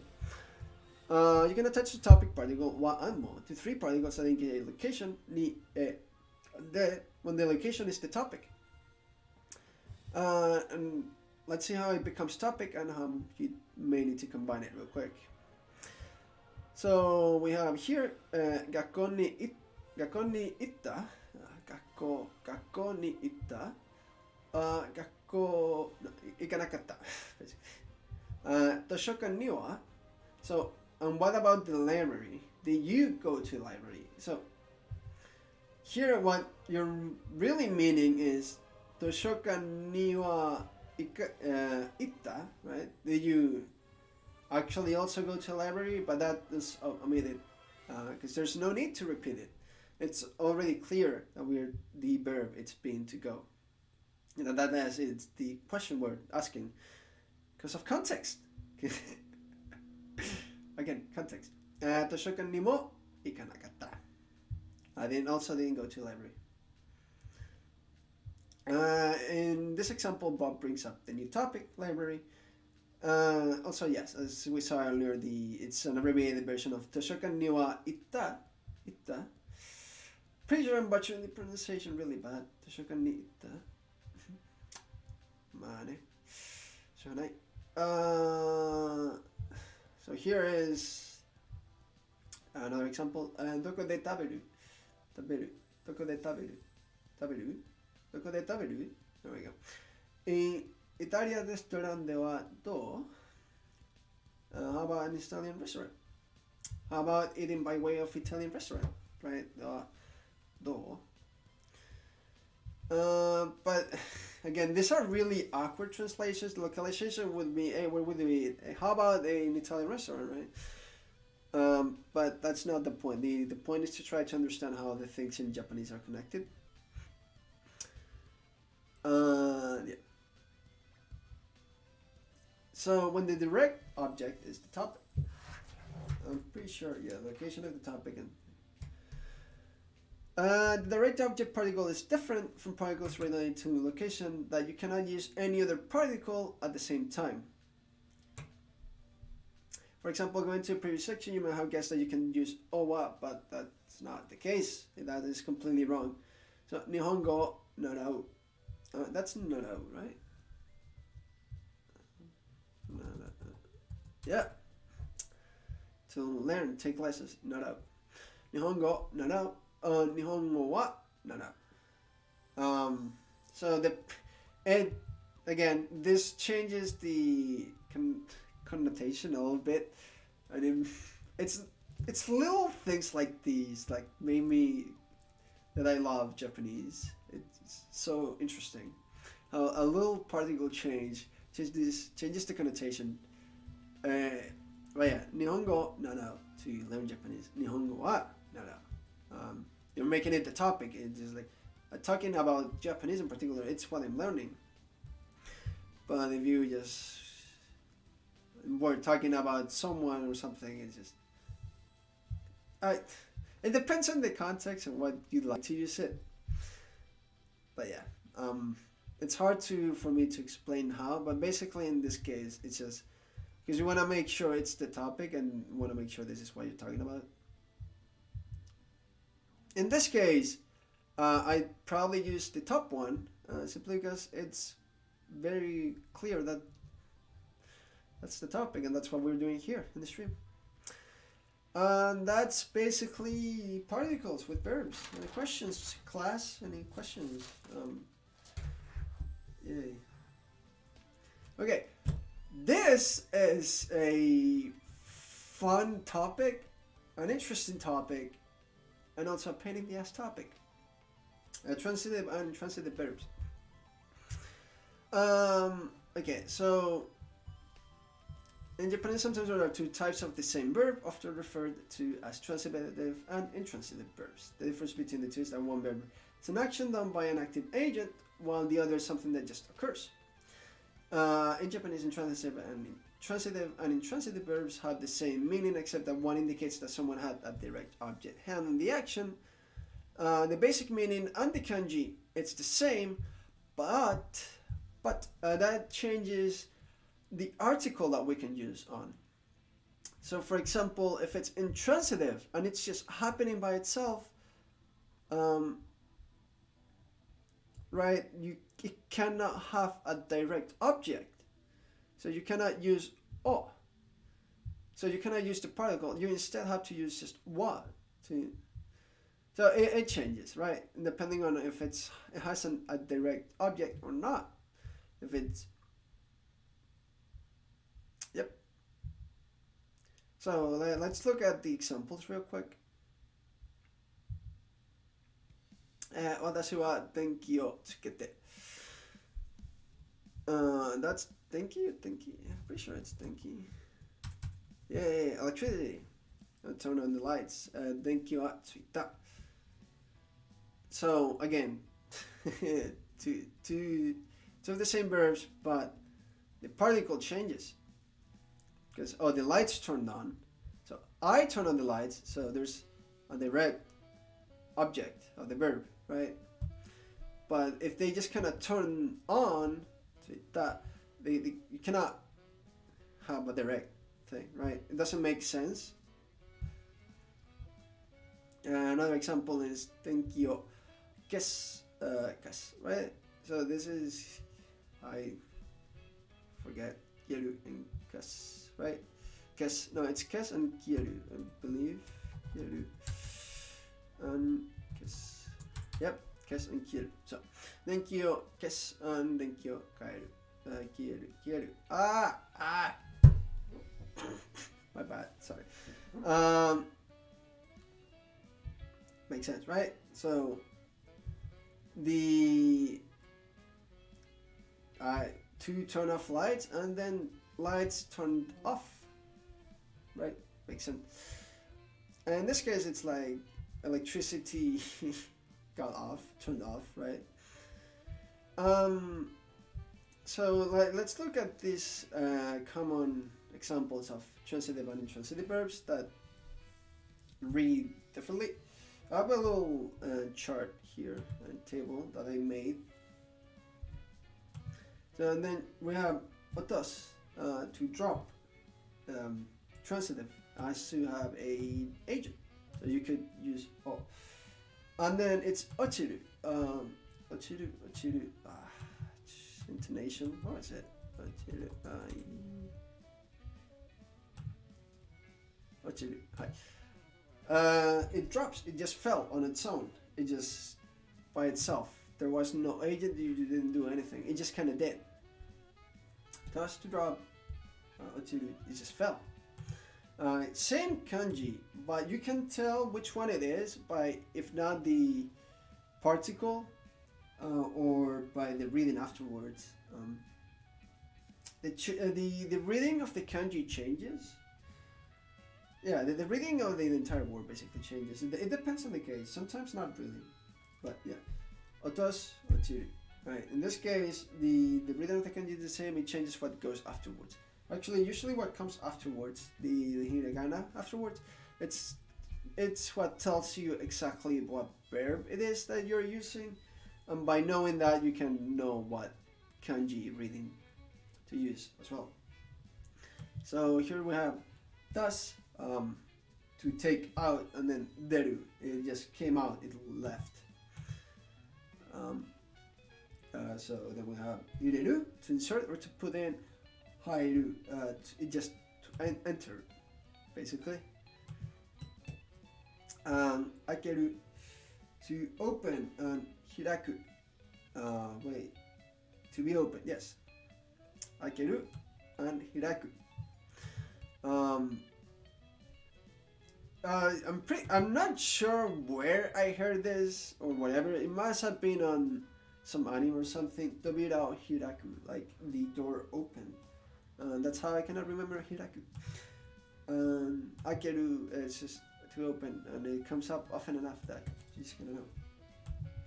Also for close, shimeru, to close, to shut by itself. And then shimaru, see, maru, to be closed, I guess. Tsukeru and tsuku, to attach. Tsuku is to attach, and then tsukeru is to attach, and tsuku to be attached, just kind of by itself again. Transitive and transitive.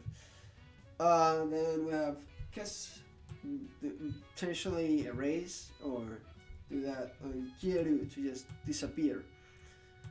It just kind of proves. In fact, I'm pretty sure if you watch anime now, if you've heard kiero, just disappear, right? In like fights or something. Yeah, that's fun.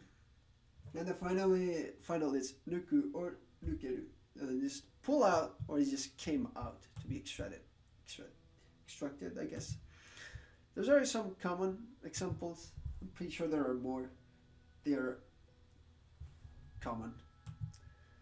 So yeah, knowing if it has. Usually when you're reading, so it's gonna matter when you're reading to know what reading to use of the kanji, because as you can see, it can change from das or deru. Also to when writing or speaking, to know which particles you can use or cannot use. Or that it's an important thing. The good thing is the concept and the meaning and the kanji are all the same. So you can, if you know the kanji, even though you may not know the second reading, or in a case, you will probably still get the meaning of what you're trying to read. It will be completely different when you're speaking out loud, though. So that's important to know. Yeah.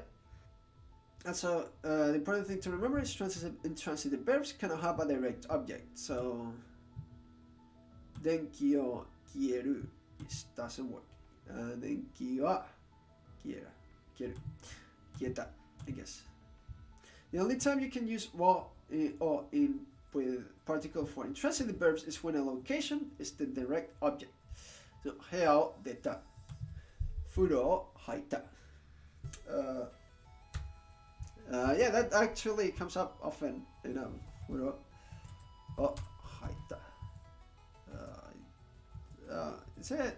Haita. There you go, haita. Which just means to enter the bath, to take a bath. Haita. Yay. Well, everyone following so far? Cool. Those are transitive and intransitive verbs. So when looking up words in a dictionary, they will usually tell you if it's transitive or intransitive.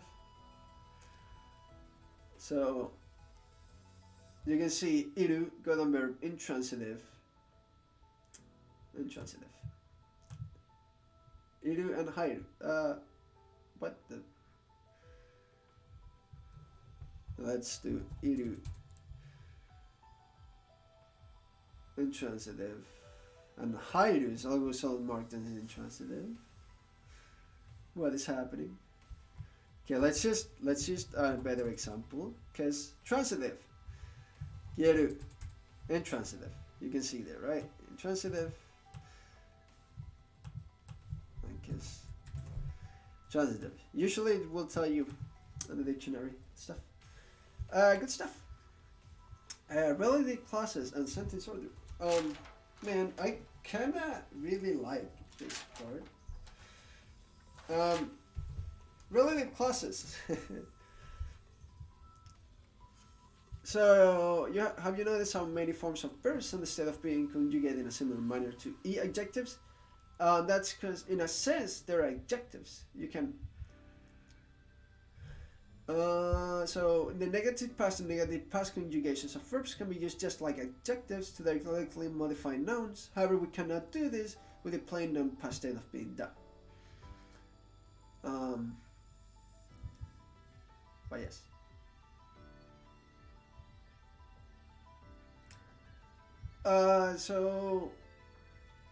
But an interesting thing is that you can in fact have a string of nouns placed together that they're not meant to modify each other. So for example, International Education Center is our Gokusai Goiku Center. I believe it's like that. It's just a string of international, education, and center together. 頑張ってありがとうございます。頑張ります。Right, so these are all, you can just put them together. They're kind of modifying each other in a way that the center it's of education and international education in a way, right? But you don't have to. It's just a string of nouns, really. And then we have there are some examples of direct noun modifications with a conjugated noun clause. So here we can see kakusei janai, right? So a noun conjugated as in negative. So now the student, hito wa gakkou ni ikanai. So we're talking about so we're giving a person, the entire characteristic of not being a student, as an adjective. So gakusei janai hito, person that is not a student, kind of like an adjective. So here, 子供だったアリスが立派な大人になった。So 子供だった、so that was a child, and in the past was the child, right? The Alice that was a child が立派な大人になった became a fine adult, right? 友達じゃなかったアリスはいい友達になった。So the Alice that wasn't even a friend, 友達じゃなかったアリス。And then 先週医者だった。So last week was a doctor. Bob は仕事を辞めた。Bob was a doctor last week with his job. So we're saying the Bob that last week was a doctor. So all of that is a adjective. So yeah, you can group together things like those and we'll modify the noun coming afterward. And then using the relative verb clauses, not only relative noun clauses, but relative verb clauses as adjectives. So 先週に映画を見た人は誰? So 先週に映画を見た. So last week, so in particular last week, so 先週に映画を the action to the film 見た, it's watched, right? 先週に映画を見た人. So the person that watched the movie last week. So all of that is an adjective to person in there. は誰? So about the person that watched the movie last week. 誰? Who is it? Who is person who watched the movie last week? Bob はいつも勉強する人だ. So Bob is a person that always studies because いつも勉強する. Right? いつも it's for always. 勉強する to study.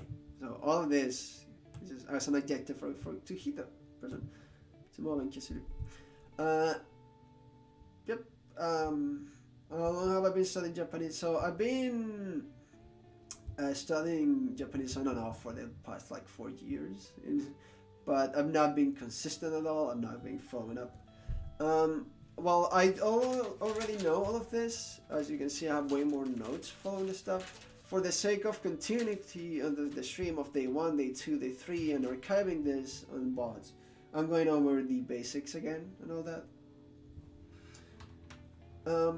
But yeah, really on and off. So even if I say 4 years, you can really only say maybe a year at best of everything put together. But yeah, so 晩ご飯を食べたなかった人. So entire clause is just 晩ご飯 dinner を食べなかった. So didn't eat dinner 人. So people that didn't eat dinner は映画で見た. What is this sentence even? What is this example? And at dinner went to the she saw the movie. Okay. That's a wide example. Now, sentence order. I actually love this. I'm a big fan of this. So now that we use the sentence, the concept of relative clauses and how they're used as building blocks, we can try to connect things together in a proper sentence. Here's the thing: the real order of fundamental Japanese sentences just verb. As long as yours just verb, that you got a sentence. Bam. There you go. So Juan, do you know Japanese? Real quick. At least you were able to write ganbatte. Do you know anything, or you're gonna join us to study? Cool. Anything else that comes before the verb doesn't have to come in any particular order or nothing. Just the verb has to be at the very end. So even though people like to think of, oh, Japanese is just English but backwards in terms of subject and verb and all that, not really. It's just Japanese doesn't really give a fuck. There's probably more natural ways to say it, but it never necessarily makes it wrong, as far as I understand. So here, as long as the verb comes at the end, you can just say whatever. So, watashi wa about me, goen de, by way of, or basically at the park. Bento, that's the action to the, what happened to the bento, tabeta. Or you can say, hey, at the park, goen de, watashi wa, I, bento, I ate the bento, bento, tabeta. Right. No, o bento, oh yeah, it's saying o bento, not just bento. My bad. O bento, watashi wa koen de tabeta. So you don't care. You don't care. Or you can say bento tabeta. Or tabeta. It doesn't matter. You can put it however you want. Because that's the point of particles. Because since there's a particle after the word, you already know what the purpose of that word is in the sentence. You're talking about me anyway. You're always saying koen de. It's just you're always saying at the park. Doesn't matter where, because it's already telling you koen de. And you already know that always what you ate is the bento, because it's o bento. Right? It doesn't matter. As long as you use the proper particle. And at least that's what the book is trying to tell us. So a complete sentence requires a main verb that must come at the end, and this includes the implied state of being. So if you just say a noun, gakuse, hokai shitai kigai. Did I read that right? Follow arigatou gozaimasu. Thanks for the follow. So basically, the da is implied, or des, I guess, also is the state of being, is implied, and that's completely, it's a fine sentence. It's just a sentence. It works. So complete sentences, relative clauses, can be used to modify nouns to make sentences with nested relative clauses, except in the case of da. So for example, obento tabeta gakuse.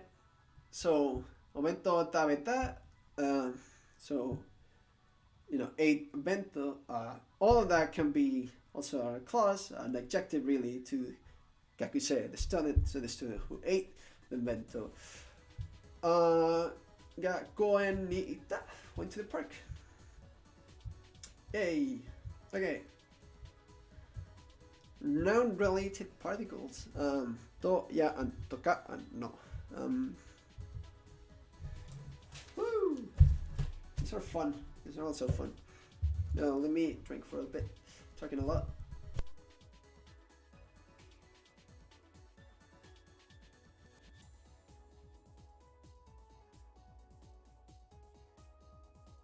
Reminder to stay hydrated, gamers. Well, gamers, we're students now, not really gamers. We'll game later. There's a lot of things to do with Ball Number 2. So yes. particles. Yay! Who doesn't love a good particle, right? I like particles. So, to particle, inclusive particle. It can combine two or more nouns together, and it basically means and. But it can. Oh my god! Wait, I'm running out of battery on the laptop. We good. Okay. So, basic example. Knife to fork de steak yo tabeta. So I ate steak with a knife and fork. Yeah. That's how you ate it instead of your hands or something, I guess. So these words, I'm pretty sure I had it somewhere. Yes, I have them here. So, honto, sashi to, hagaki o katta. So, I bought a book, a magazine, and a postcard. Yeah, just say to, and it's basically an and. Put it together. Basically, there's not much to it. It's common, it's simple, it's easy to understand, I believe. Another similar use to the top particle is to show an action that was done together with someone or something else. Tomodachi to hanashita or sensei to atta. Minna to benkyou shimasu. Studying with everyone. Right? So, simple. There's not much else to it, honestly. It either means or and or with, but it's just inclusive. And then we have the vague listing ya and toka. So the ya particle, just like the to particles, is used to list one or more nouns. However, when using ya, it implies there may be other things listed and that not all items may apply. So you can, he says you can think of it as an and or etc. So nomimono ya kappu ya napkin ya wa iranai. So don't you need stuff like cups or napkins, stuff like that, right? So that's basically like the localization, in a way. So don't you need stuff like this or like this, kind of like not all apply. There may be more than you need, right? Kind of like that. Or what was this again? Kutsu, right? Kutsu ya shatsu yo gao. You know, stuff like shoes and shirts, shatsu. Kutsu, yep. Real quick. Kutsu, yep. Toka also has the same meaning as yeah, but it's slightly more colloquial. Okay? Does anyone in chat? Is really toka really that? Is it not formal? Should I not use it with keigo? Is it impolite if I were to use toka instead of ya, or like a? Because I'm not entirely sure. Because I've always heard it as toka. Or maybe I just didn't know ya also applied and I didn't pay too much attention to it. So this one I'm not sure. But yeah, it basically means the same thing. Nomimono toka, kappu toka, napkin toka wa iranai. Kutsu toka shatsu o kao. You've only really heard ya. Interesting. Okay. Well, I guess it makes sense if I watch like VTubers and just take it easy and shit talk and then anime. It makes sense. Okay. Yeah. There's that. Big listing. Cool. Yeah, and toka. No particle. Oh my god, this one. Okay, no is a bitch. It can be hard to understand. Because the basic meaning of like, okay, let's go through it. At this point, I have a very good idea of how no works. But if someone doesn't know too well, it can be hard. It took me a little bit to understand that at first. And the no particle has many uses, and it's a very powerful particle. It is. it can be used to connect one or more nouns. Let's look at examples. Bob, not Hon. So, Bob's book, basically. You're just saying the book is of Bob. And then you have Hon no Bob. What the hell is this? The first sentence essentially means Bob's book. The second sentence means books Bob, which is probably a mistake. Yes.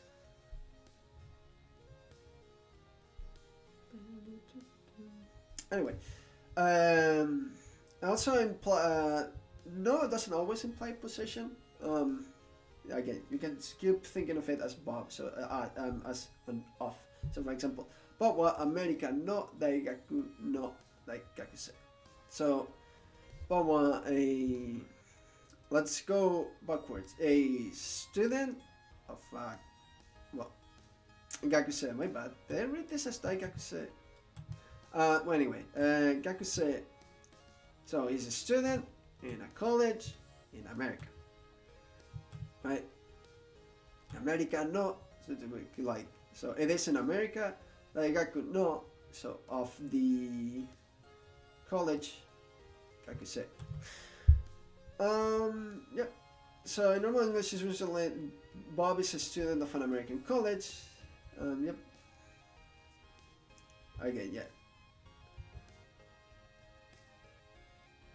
Yeah, so make it's kind of backwards. You cannot say as it says here, Gakusei no Daigaku no America, because it means America of college of student. So it's basically saying like the student has a college, and America is from that college or something, and it just comes out really weird. But yeah, so kind of backwards from English in a way. There was no need for me to do anything with my hands, by the way. So then the thing is, the noun that is being modified can be omitted if the context clearly indicates that it's being omitted. So for example,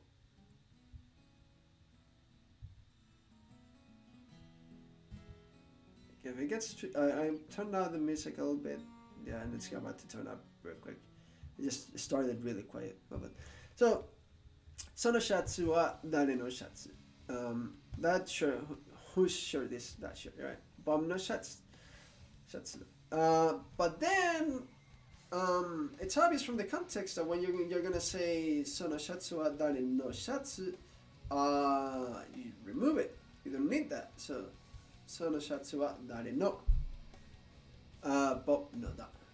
In this case, you're basically omitting what comes afterwards. So far, that's easy, right? You can just, given the context, you just know that, can basically know what comes after. However, then here is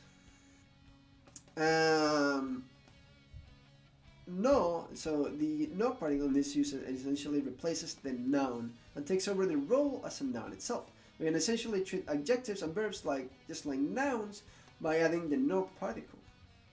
So here it gets a bit complicated. Shiroi no wa kawai. So in this case, shiroi no, so what is white is cute. The event, my Jesus, okay. So Yu-Gi-Oh, yeah, Yu-Gi-Oh, right? Yu-Gi-Oh. I'm pretty sure this is class. Yu-Gi-Oh. Let me double check. Yu-Gi-Oh. Yu-Gi-Oh. Yu-Gi-Oh. So it's Yu-Gi-Oh. Okay. Not Yu-Gi-Oh. It's Yu-Gi-Oh. Okay. And not to be confused with Yu-Gi-Oh, the anime and the card game, Yu-Gi-Oh. Anyway, Yu-Gi-Oh ni iku no o wasureta. So the thing about to class to go, that's how you remember. It's not Yu-Gi-Oh, it's Yu-Gi-Oh. Yu-Gi-Oh. Yeah, so class to go, Yu-Gi-Oh ni iku no, not about the thing of going to class, o wasureta. We can usually write object topic. Okay. We don't necessarily need to use no, but we can use the noun mono, which is a generic object, or koto, for it's a generic event. So we can say shiroi mono wa kawaii. So thing that is cute. It's cute. I mean, thing that is white is cute. Or jugyo ni iku koto. So the thing about going to class. Wasureta. Jugyo ni iku koto. The noun particle is very useful. Like, you don't necessarily need to specify a particular noun at all. In the next example, the noun particle is not replacing a particular noun. It just allows us to modify verb and adjective clauses like noun clauses. This one is, here is when it started to get complicated for me, and I started having a hard time following. 毎日勉強するのは大変。そうですよね。まあね。So we're talking about 毎日 every day 勉強する to study and to do basically to study every day のは so we're making this an entire clause that then we're gonna talk about with what. So with no, we're basically making this the thing about studying Japanese. That's where you started to struggle to eventually you get the idea, but at first it's like, wait, huh? So we're gonna talk about the thing. 毎日勉強するのは大変. So then we're gonna talk about this because it's what topic particle 大変. It's kind of rough, tough. But yeah, make it, that sentence is what I want to use to start with. 毎日勉強するの. So like the thing about studying every day, or 毎日同じ食べ物を食べるのは. So the thing about every day same 食べ物 it's 同じものを well, it's not 食べ物 it's just もの。毎日同じものを食べるのは面白くない面白くない面白くないright? 面白くない right?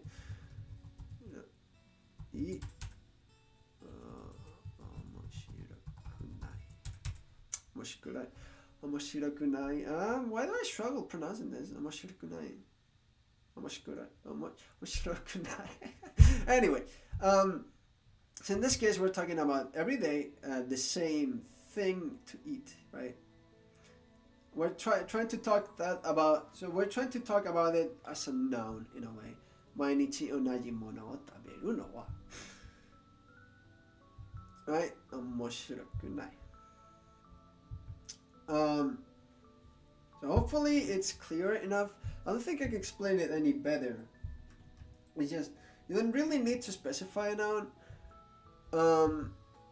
So you can, if it helps you in a way, you can try to imagine things that are not there. So for example, 毎日勉強するのこと, right? To think about is, the thing about studying every day, even though it's not there, and it's not necessarily never gonna be there, because it's never specified.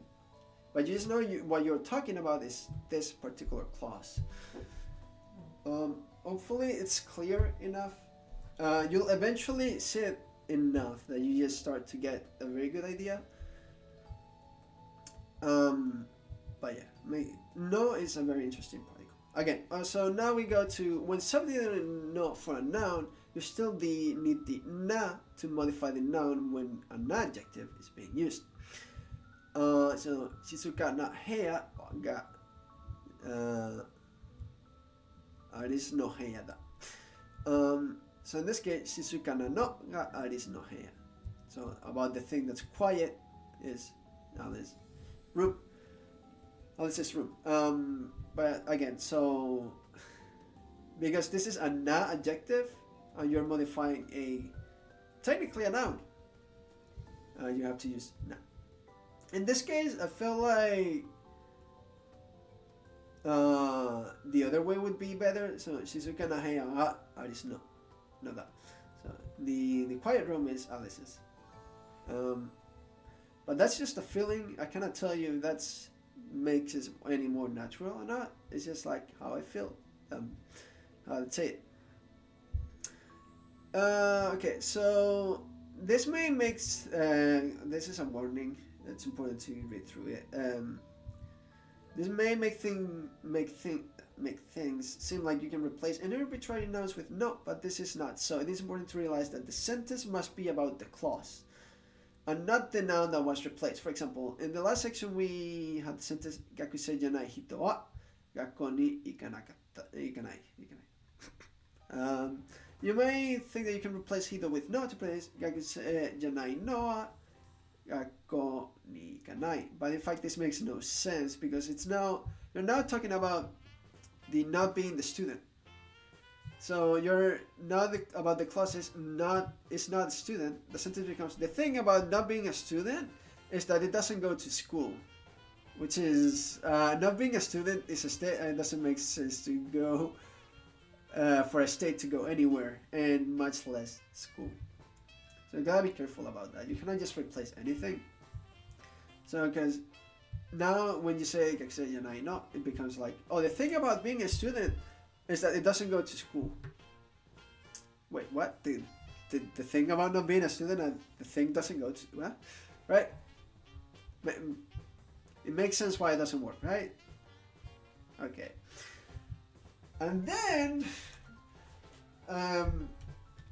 no not only can be like possessive or to mean of or to replace nouns in a very interesting way, it also can be used as an explanation.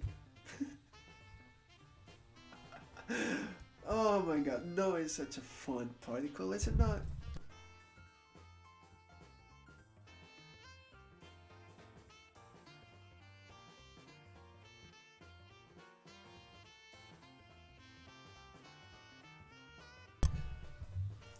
Okay, let's continue.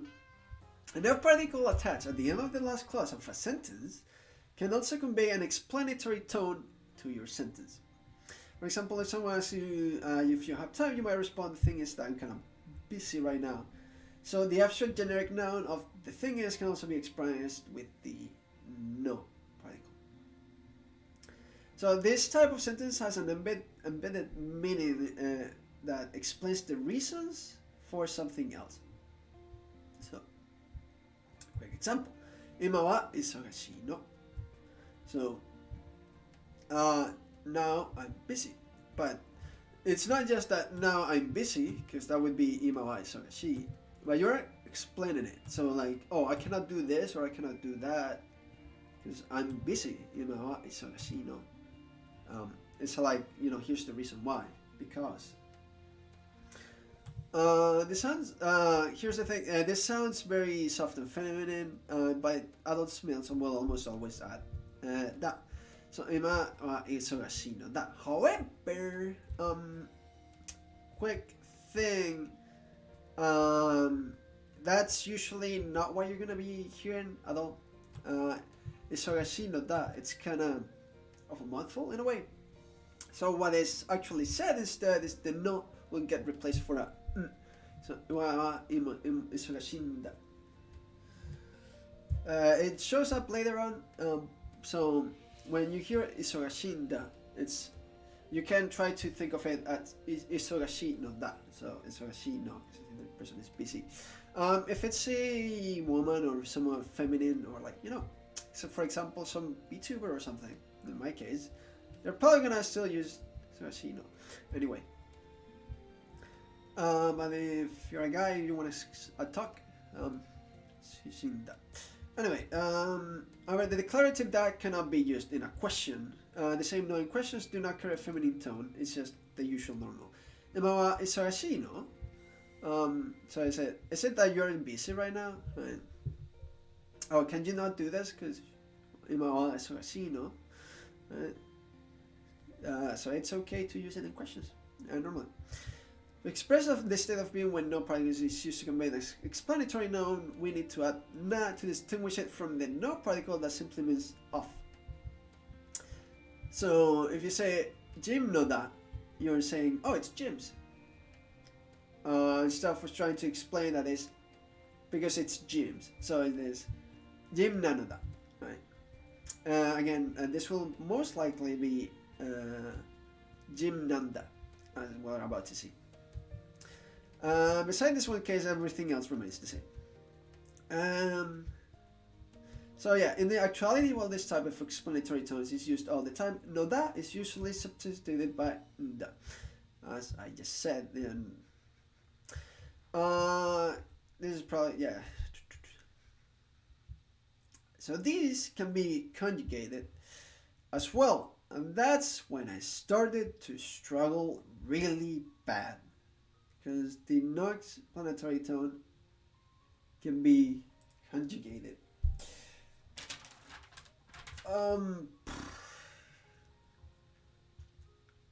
Because here's the thing, you can conjugate what comes before and just add nda, right? Noda.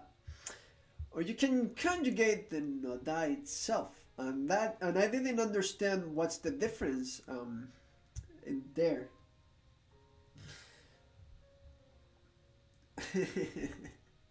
And it conveys literal different meanings and stuff, and ever so slightly the connotation, context, everything.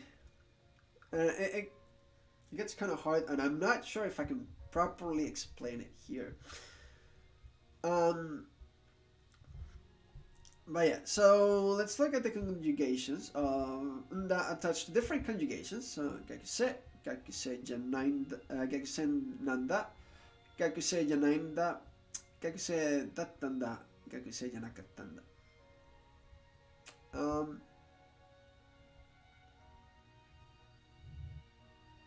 Yeah, so apparently you don't need to add na when it's conjugated. So that's cool. Let's read through this real quick. The first chart is just adding nda or nanda to a conjugated verb, noun, or adjective. The second chart is nda or nanda to a conjugated verb, noun. Yep. Yes, don't forget to touch the na for nouns as well as na adjectives. So, gakuse nanda, gakuse janainda, gakuse dattanda, gakuse janakattanda. Then for verbs, namunda, namanainda, namandanda. That's a mouthful, holy. So, oh no, it's non-danda. So, namu non-da, non-danda. Non-danda. Jeez. Namanakattanda. Okay, that's better. Woo! And then you can conjugate the nonda itself. Gakuse nanda, gakuse nanjanai. So you're conjugating basically this da that comes after the nano. Gakuse nandatta, gakuse nanjanakatta. Namunda, yeah, namunjanai, namundatta, namunjanakatta. I would say that the past and past negative forms for the noun and adjective in the second chart are almost never used, especially with no, but they are presented for completeness. So the past and past negative for the noun and adjective. So these, you're saying nandatta, and you're saying nandajakkanakatta. Almost never used. The crucial difference between using no and not using no is like here you're explaining the reason, and it's very important for seeking explanations in questions. So, because if you're trying to say, hey, isn't it late or isn't it too late or something, right? You cannot say osakunai. You have to say osoin janai. Because there's osoin janai, like isn't it right late? Because osakunai has a different connotation and different meaning in terms of like, because it means it's not late, is it? Like asakunai, as in like, aren't we late? Isn't it late? Right? But then, if you want to seek for an actual explanation, you have to add the no. So I'm probably not making a very good job explaining this, and it's kind of hard to explain this really. Again, you can find all of that on Taikim. Yeah, let's not use the Japanese keyboard for commands. All of the information is that you can review it yourself. You can go over it. There are some explanations, because that's probably gonna do much better for you than I am. But also, it's a good way for me to remind myself of this. Let's see some example of the types of situations where this grammar is used. The examples will have literal translation to make easier to see how the meaning stays the same and occurs over into what been different types of sentences in normal English. Yeah, anyway. And then it's gonna give you two different translations, one super literal and one that is actual localization. Doko ni iku no? Where are you going, right? So if you were to say doko ni iku, it's like you're just asking where are you going. But if you say no, you're saying, hey, where are you going? What is happening? Why are you leaving? Instead of just saying, hey, where are you going, right? Because you see them walking or something. But no, it's just like, where do you think you're going, in a way, right? Doko iku no? Yugyo ni ikunda. So like, I'm going to class. I have class, right? Where are you going? And then I'm going to class, basically. And then, ima yugyo ga arun janai? Ima wa nainda. So, isn't that there is... So, do you have class now? No, there is no class now. So basically, isn't there class now? Isn't the way I like to think of it is, isn't there, or isn't, right? Isn't there class now? Aren't you in class now? They're like, no, there's no class, right? Again, these are all seeking explanations. Like, why are you here? Why are you streaming? Isn't there class now? Shoujo ga aruんじゃない? Yeah, ないんです。ないんだ。And then here it starts to get convoluted, a bit more convoluted. 今授業がないんじゃない? So more isn't that there isn't class now? Is it? There's no class now, is there? Right? I like to think of it that way. So there's no class now. Is there? Right? Isn't there? Right? Something like that. Don't you not have class now? Like, and imagine that he's basically about to enter the room. He's like, wait, don't you have no class? And no, it's like, no, there is. Japanese love their double negatives. Yeah, they sure do. And this is just the one that killed me back in the day. I remember specifically these two, example 4 and example 5. その人が買うんじゃなかったの? So wasn't その人が買う, right? That person to buy, wasn't that the person that bought? Or I guess to go buy? Wasn't that person going to buy? Is like, no. 先生が買うんだ. The teacher is going to buy it. Man, this. How do I explain?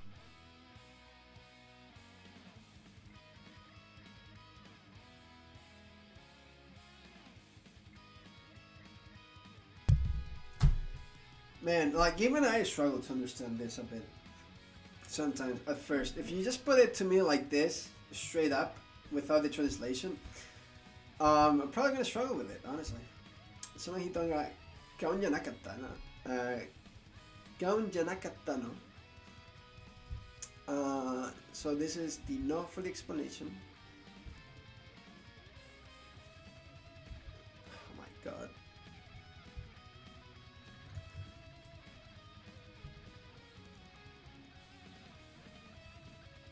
I'm just gonna leave it to you there with the examples and the translations to understand it. And this example 5 just killed me. Asagohan o taberun janakatta. And then they asked doshite. You should not have eaten breakfast. The breakfast was not to be eaten. As in, the expectation was that it was not supposed to be eaten.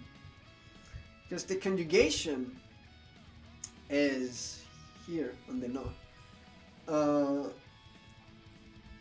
Because if you were to say asagohan no tabe nakatan ta, as in,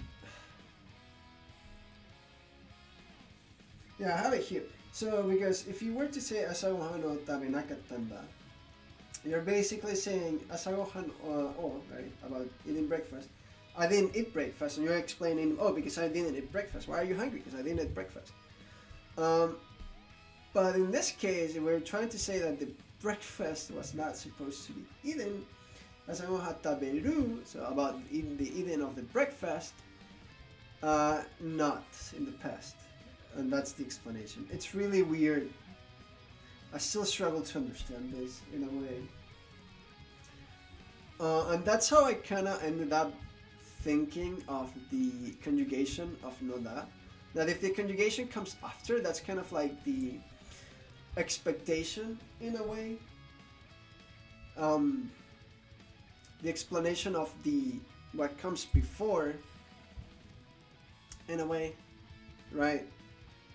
So that and the explanation of not having to eat breakfast in a way, right? Not in the past was kind of. This is not a very good explanation. I should probably stop because I'm only gonna confuse you any more. It's just hard to understand, okay?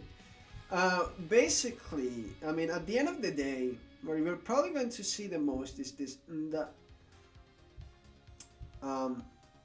nanda, and that's just for like explanatory reasons, and at the questions that end in no, or right for.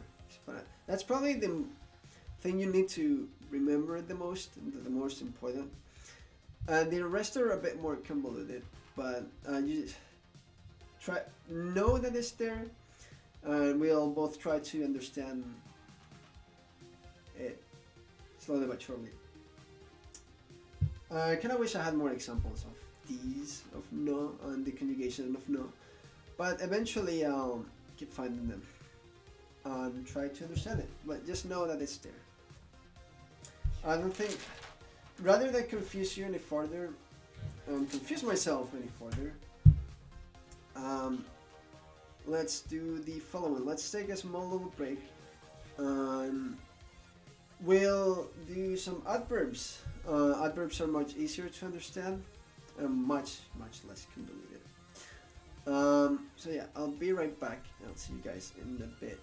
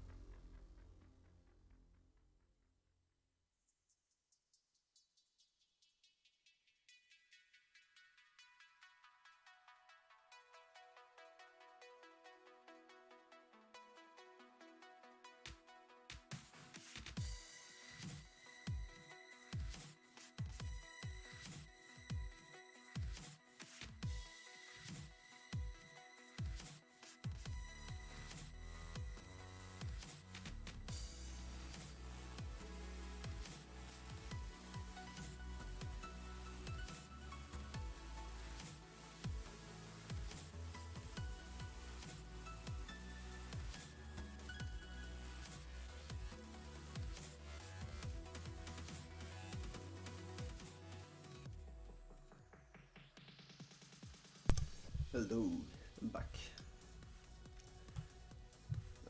Let's continue, shall we? Yep. Now, what was it we were going to talk about? Adverbs. Yes, cool. Adverbs are much easier to understand. I should probably later on review the noun particle again by myself. And maybe I'll do a follow-up next stream in which I try to explain it a bit better. Anyway, I mean, the noun particle, for the most part, it was easy to understand in terms of like, you indicate possession, you indicate of, right, in terms of location or something. Then it acts like a substitute noun, and that's a-okay. And then as a basic explanatory particle, it works right. At the end of a question, you ask no, right, and that's it. And when you give an explanation yourself, you end with nda, right? But when you conjugate in it, it becomes a little bit more convoluted, and it's a bit harder to explain. But yeah, for the most part, you should be able to use no. Just a-okay, no problem. Anyway, adverbs. Yay! Sentence ending particles. Woo! Sentence ending particles too? What was it? Oh yeah! We're finally going to learn ne and yo ne. Gonna see ne. Let's go with that. Okay, adverbs can be placed anywhere in the clause that it applies to, as long as it comes before the verb. And it doesn't matter anyway, because if you're gonna place it in a clause, at the end of the clause, there's always going to be a verb, right? Or at the end of a sentence, it's going to be a verb. There has to be, right? So just make sure the adverb goes before the verb, which and makes a lot of sense, because once the verb shows up, the sentence is over. So, I mean, usually, or the clause is over rather. But yeah, anyway, just make sure it's before the verb. It's quite simple to transform an adjective into an adverb. So if it's an I adjective, you throw away the I and you make it ku. So hayai, hayaku. For na adjectives, you just add ni. So, kire, kire ni. Shizuka ni. Actually, there's a card in Shadowverse, for example, the Walder the Forest Ranger, and he goes Shizuka ni shiro, as in let's read it silently, except he shouts very loudly and he hits you in the face, kind of hard. Well, not really hard, but constantly, and it's really annoying. So it's kind of funny how he just like, yeah, let's read it silently, Shizuka ni shiro. Just shouts it. I'd put it on stream, but probably gonna be very loud. Should I that's fine. I don't need to. So, let's look at a quick example. But what asagohan no hayaku tabeta. In this case, hayaku doesn't really necessarily mean quickly, because hayai it's both for quickly and early. So you can also say that he ate it really early, in terms of like 5 a.m. maybe or something, right? The verb hayaku is a little different from English and fast. It can mean quickly in terms of speed or time, as in early, right? So Bob may have been in his breakfast early or quickly, depending on the context. But sentences like hayaku hashita, it's quite obvious that it probably means quickly and not early. But then again, it depends on the context. Because if a person jogs every morning at like 5 a.m. or something, right? Context, fun and entertainment. So, Aris wa jibun no heya o kire ni shita. So, I lived her own room toward clean. That's a very scuffed direct translation. Basically, okay, the literal translation can give you a sense of why the target particle is used. There's some argument against calling this an adverb at all, but it is convenient for us to do so because of the grouping of I adjectives and na adjectives. thinking of it as an adverb, we can interpret the sentence to mean Alice did her room cleanly, or less literally, Alice cleaned her room. Kirei means pretty, but it also helps to think of but also kind of clean, honestly. Just clean. So not all adverbs are derived from adjectives. Some words like sensen and taksan. Sensen, you can think of it as completely. And taksan is just a lot. Adverbs in themselves without any conjugation. These words can be used without particles, just like regular adverbs. So, eiga o takusan mita, as in saw a lot of movies, and saikin sensen tabenai, lately doesn't eat at all. Sensen doesn't necessarily mean always completely in a negative sense, also in a positive sense, in a normal sense, I guess. Because I used to think it meant not at all, and it just means completely in a way, right? I like to think of sensen as completely. Actually, let's use the dictionary real quick, right? Sensen. Not at all, not in the slightest, when used with a negative sentence. Entirely, completely, totally. There we go. And here are more examples using adverbs. I actually don't know those. What is that? Gekko. Gekko. なるほどね。ボブの声は結構大きい。His voice is fairly large, as in it's pretty loud, pretty short. この街は最近大きく変わった。So 大きい it's a adjective to mean large, and it's changed a lot. 図書館の中では静かにする。Again, this is exactly the example I put earlier. To do it quietly. To be silent in a way, right? Quiet. 静かにする. Or, well, you know, when I said earlier the example, I said shiro, which is just the suru, but conjugated and stuff. Good stuff. And sentence ending particles. Yeah. Adverbs, all clear, right? They're pretty simple. You just throw away for ku, and if it's an adjective, you use na, and if it's just an adverb normal word, you just put it before. Easy. Easy peasy. Lemon squeezy. Sentence ending particles. Let's go. These are if you've heard Japanese for like less than a day, you probably already heard these. Ne, yo, and yone. At least yo and ne, right? So let's look at ne. People usually add ne at the end of their sentence when they're looking for and expecting an agreement. Or right, isn't it? Right, for example. いい天気だね。そうね。Right, like, there's good weather, right? Yeah, right? And the literal translation of so ne sounds a bit odd, but it basically means something like sure is. そうだね。Yeah. 今日はいい天気だよね。だね。We are about to see だよね in a bit. よね。But yeah. そうだね。Yes. But yeah. So cool. Pretty okay. So second example. 面白い映画だったね。And then 全然面白くなかった。That's a mouthful for me at least. 全然面白くなかった. And then, hey, that was a good movie, wasn't it? Like, no, huh? No, I don't think it wasn't interesting at all. What? And all this is explaining an agreement that which is used as a surprise,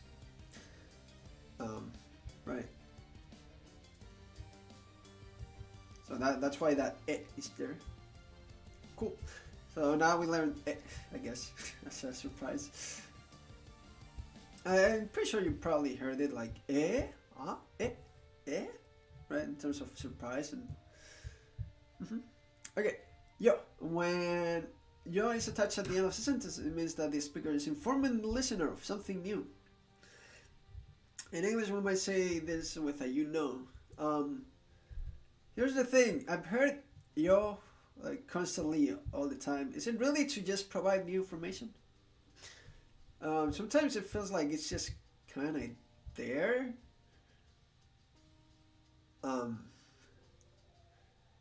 It's hard to explain it.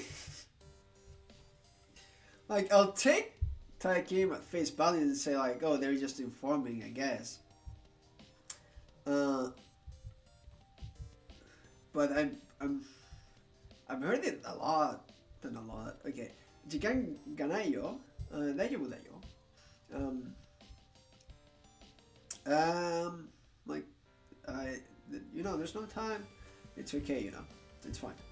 今日はいい天気だね。でも、昨日、no, that's 明日雨が降るよ。That's for you, right? To 降る。Yep, it is there. Cool. 降る。To fall. 降る。でも、明日雨が降るよ。Yep, but it will rain tomorrow, you know? Cool. And again, the yo, more than anything, to me, it feels like it kind of just changes a bit the tone of the sentence and it makes it a bit more soft. And not necessarily that informing, but I guess so. Again, I'm no expert, but sure. Yep, it's valid. Then you can combine both to get yone. This is essentially used when you want to inform the listener of some new paint. You're trying to make, when you're seeking agreement on it at the same time. When combining the two, the order almost always be yone. And then yo, you cannot, it sounds weird, wrong, it's yone.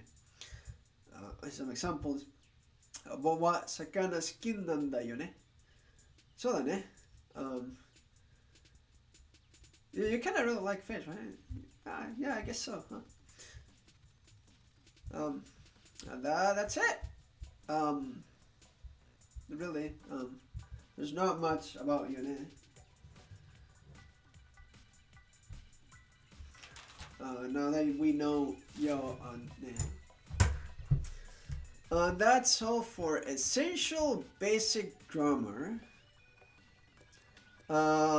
Basically, you now know as much Japanese as a 3, 4, maybe 5-year-old.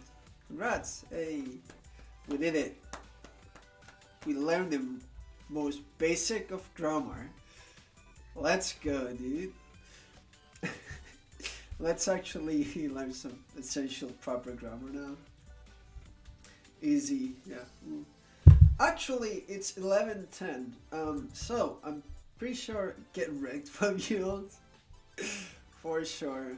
Yes, you remember all of that. Well, at least it's archived, and you can always check. Taikim. This is what we are using. Taikim's resources are great. So next time, let's give you a preview of next time tomorrow. Polite form. We're finally gonna be learning keigo. Yay! Polite with des and must. I'm pretty sure you've heard it before. Des, there's no way you don't know des. Yeah, that's it. I think we are gonna send it over because I have something to do in like 20 minutes. Unfortunately. So let's host someone, I suppose. Good stream. Thank you. I appreciate it. Oh yeah, wait. If you're here, that means you're not streaming. How am I gonna host? Let's see. Arigato. お疲れ様でした. Thanks for the stream, no problem. Thanks for hanging out, guys. I appreciate it. These are very good reminders. I cannot wait to get to new stuff and try to piece it together, all of us. arigatou gozaimasu. So, what is he doing? Actually, let's send it to Kazuhiro UK. This guy, I swear, this guy is always, and I mean always live, studying English. This is a Japanese guy studying English all day, every day, and I really respect it. So, when I send you guys over to him, that's where is my thanks for what. There we go. I see I pro streamer. So if you'd like, stuck around with that guy for a little bit, probably been lurking there. You're up, Axl. We're about to end it. Oh yeah. Again, I'll be uploading everything on YouTube, the archive with timestamp later on. Thanks for the aggressive beat. Ooh. Thanks for the sub. I really appreciate it, Axl. Anyway, I'll send you guys already. I don't need to keep you any longer.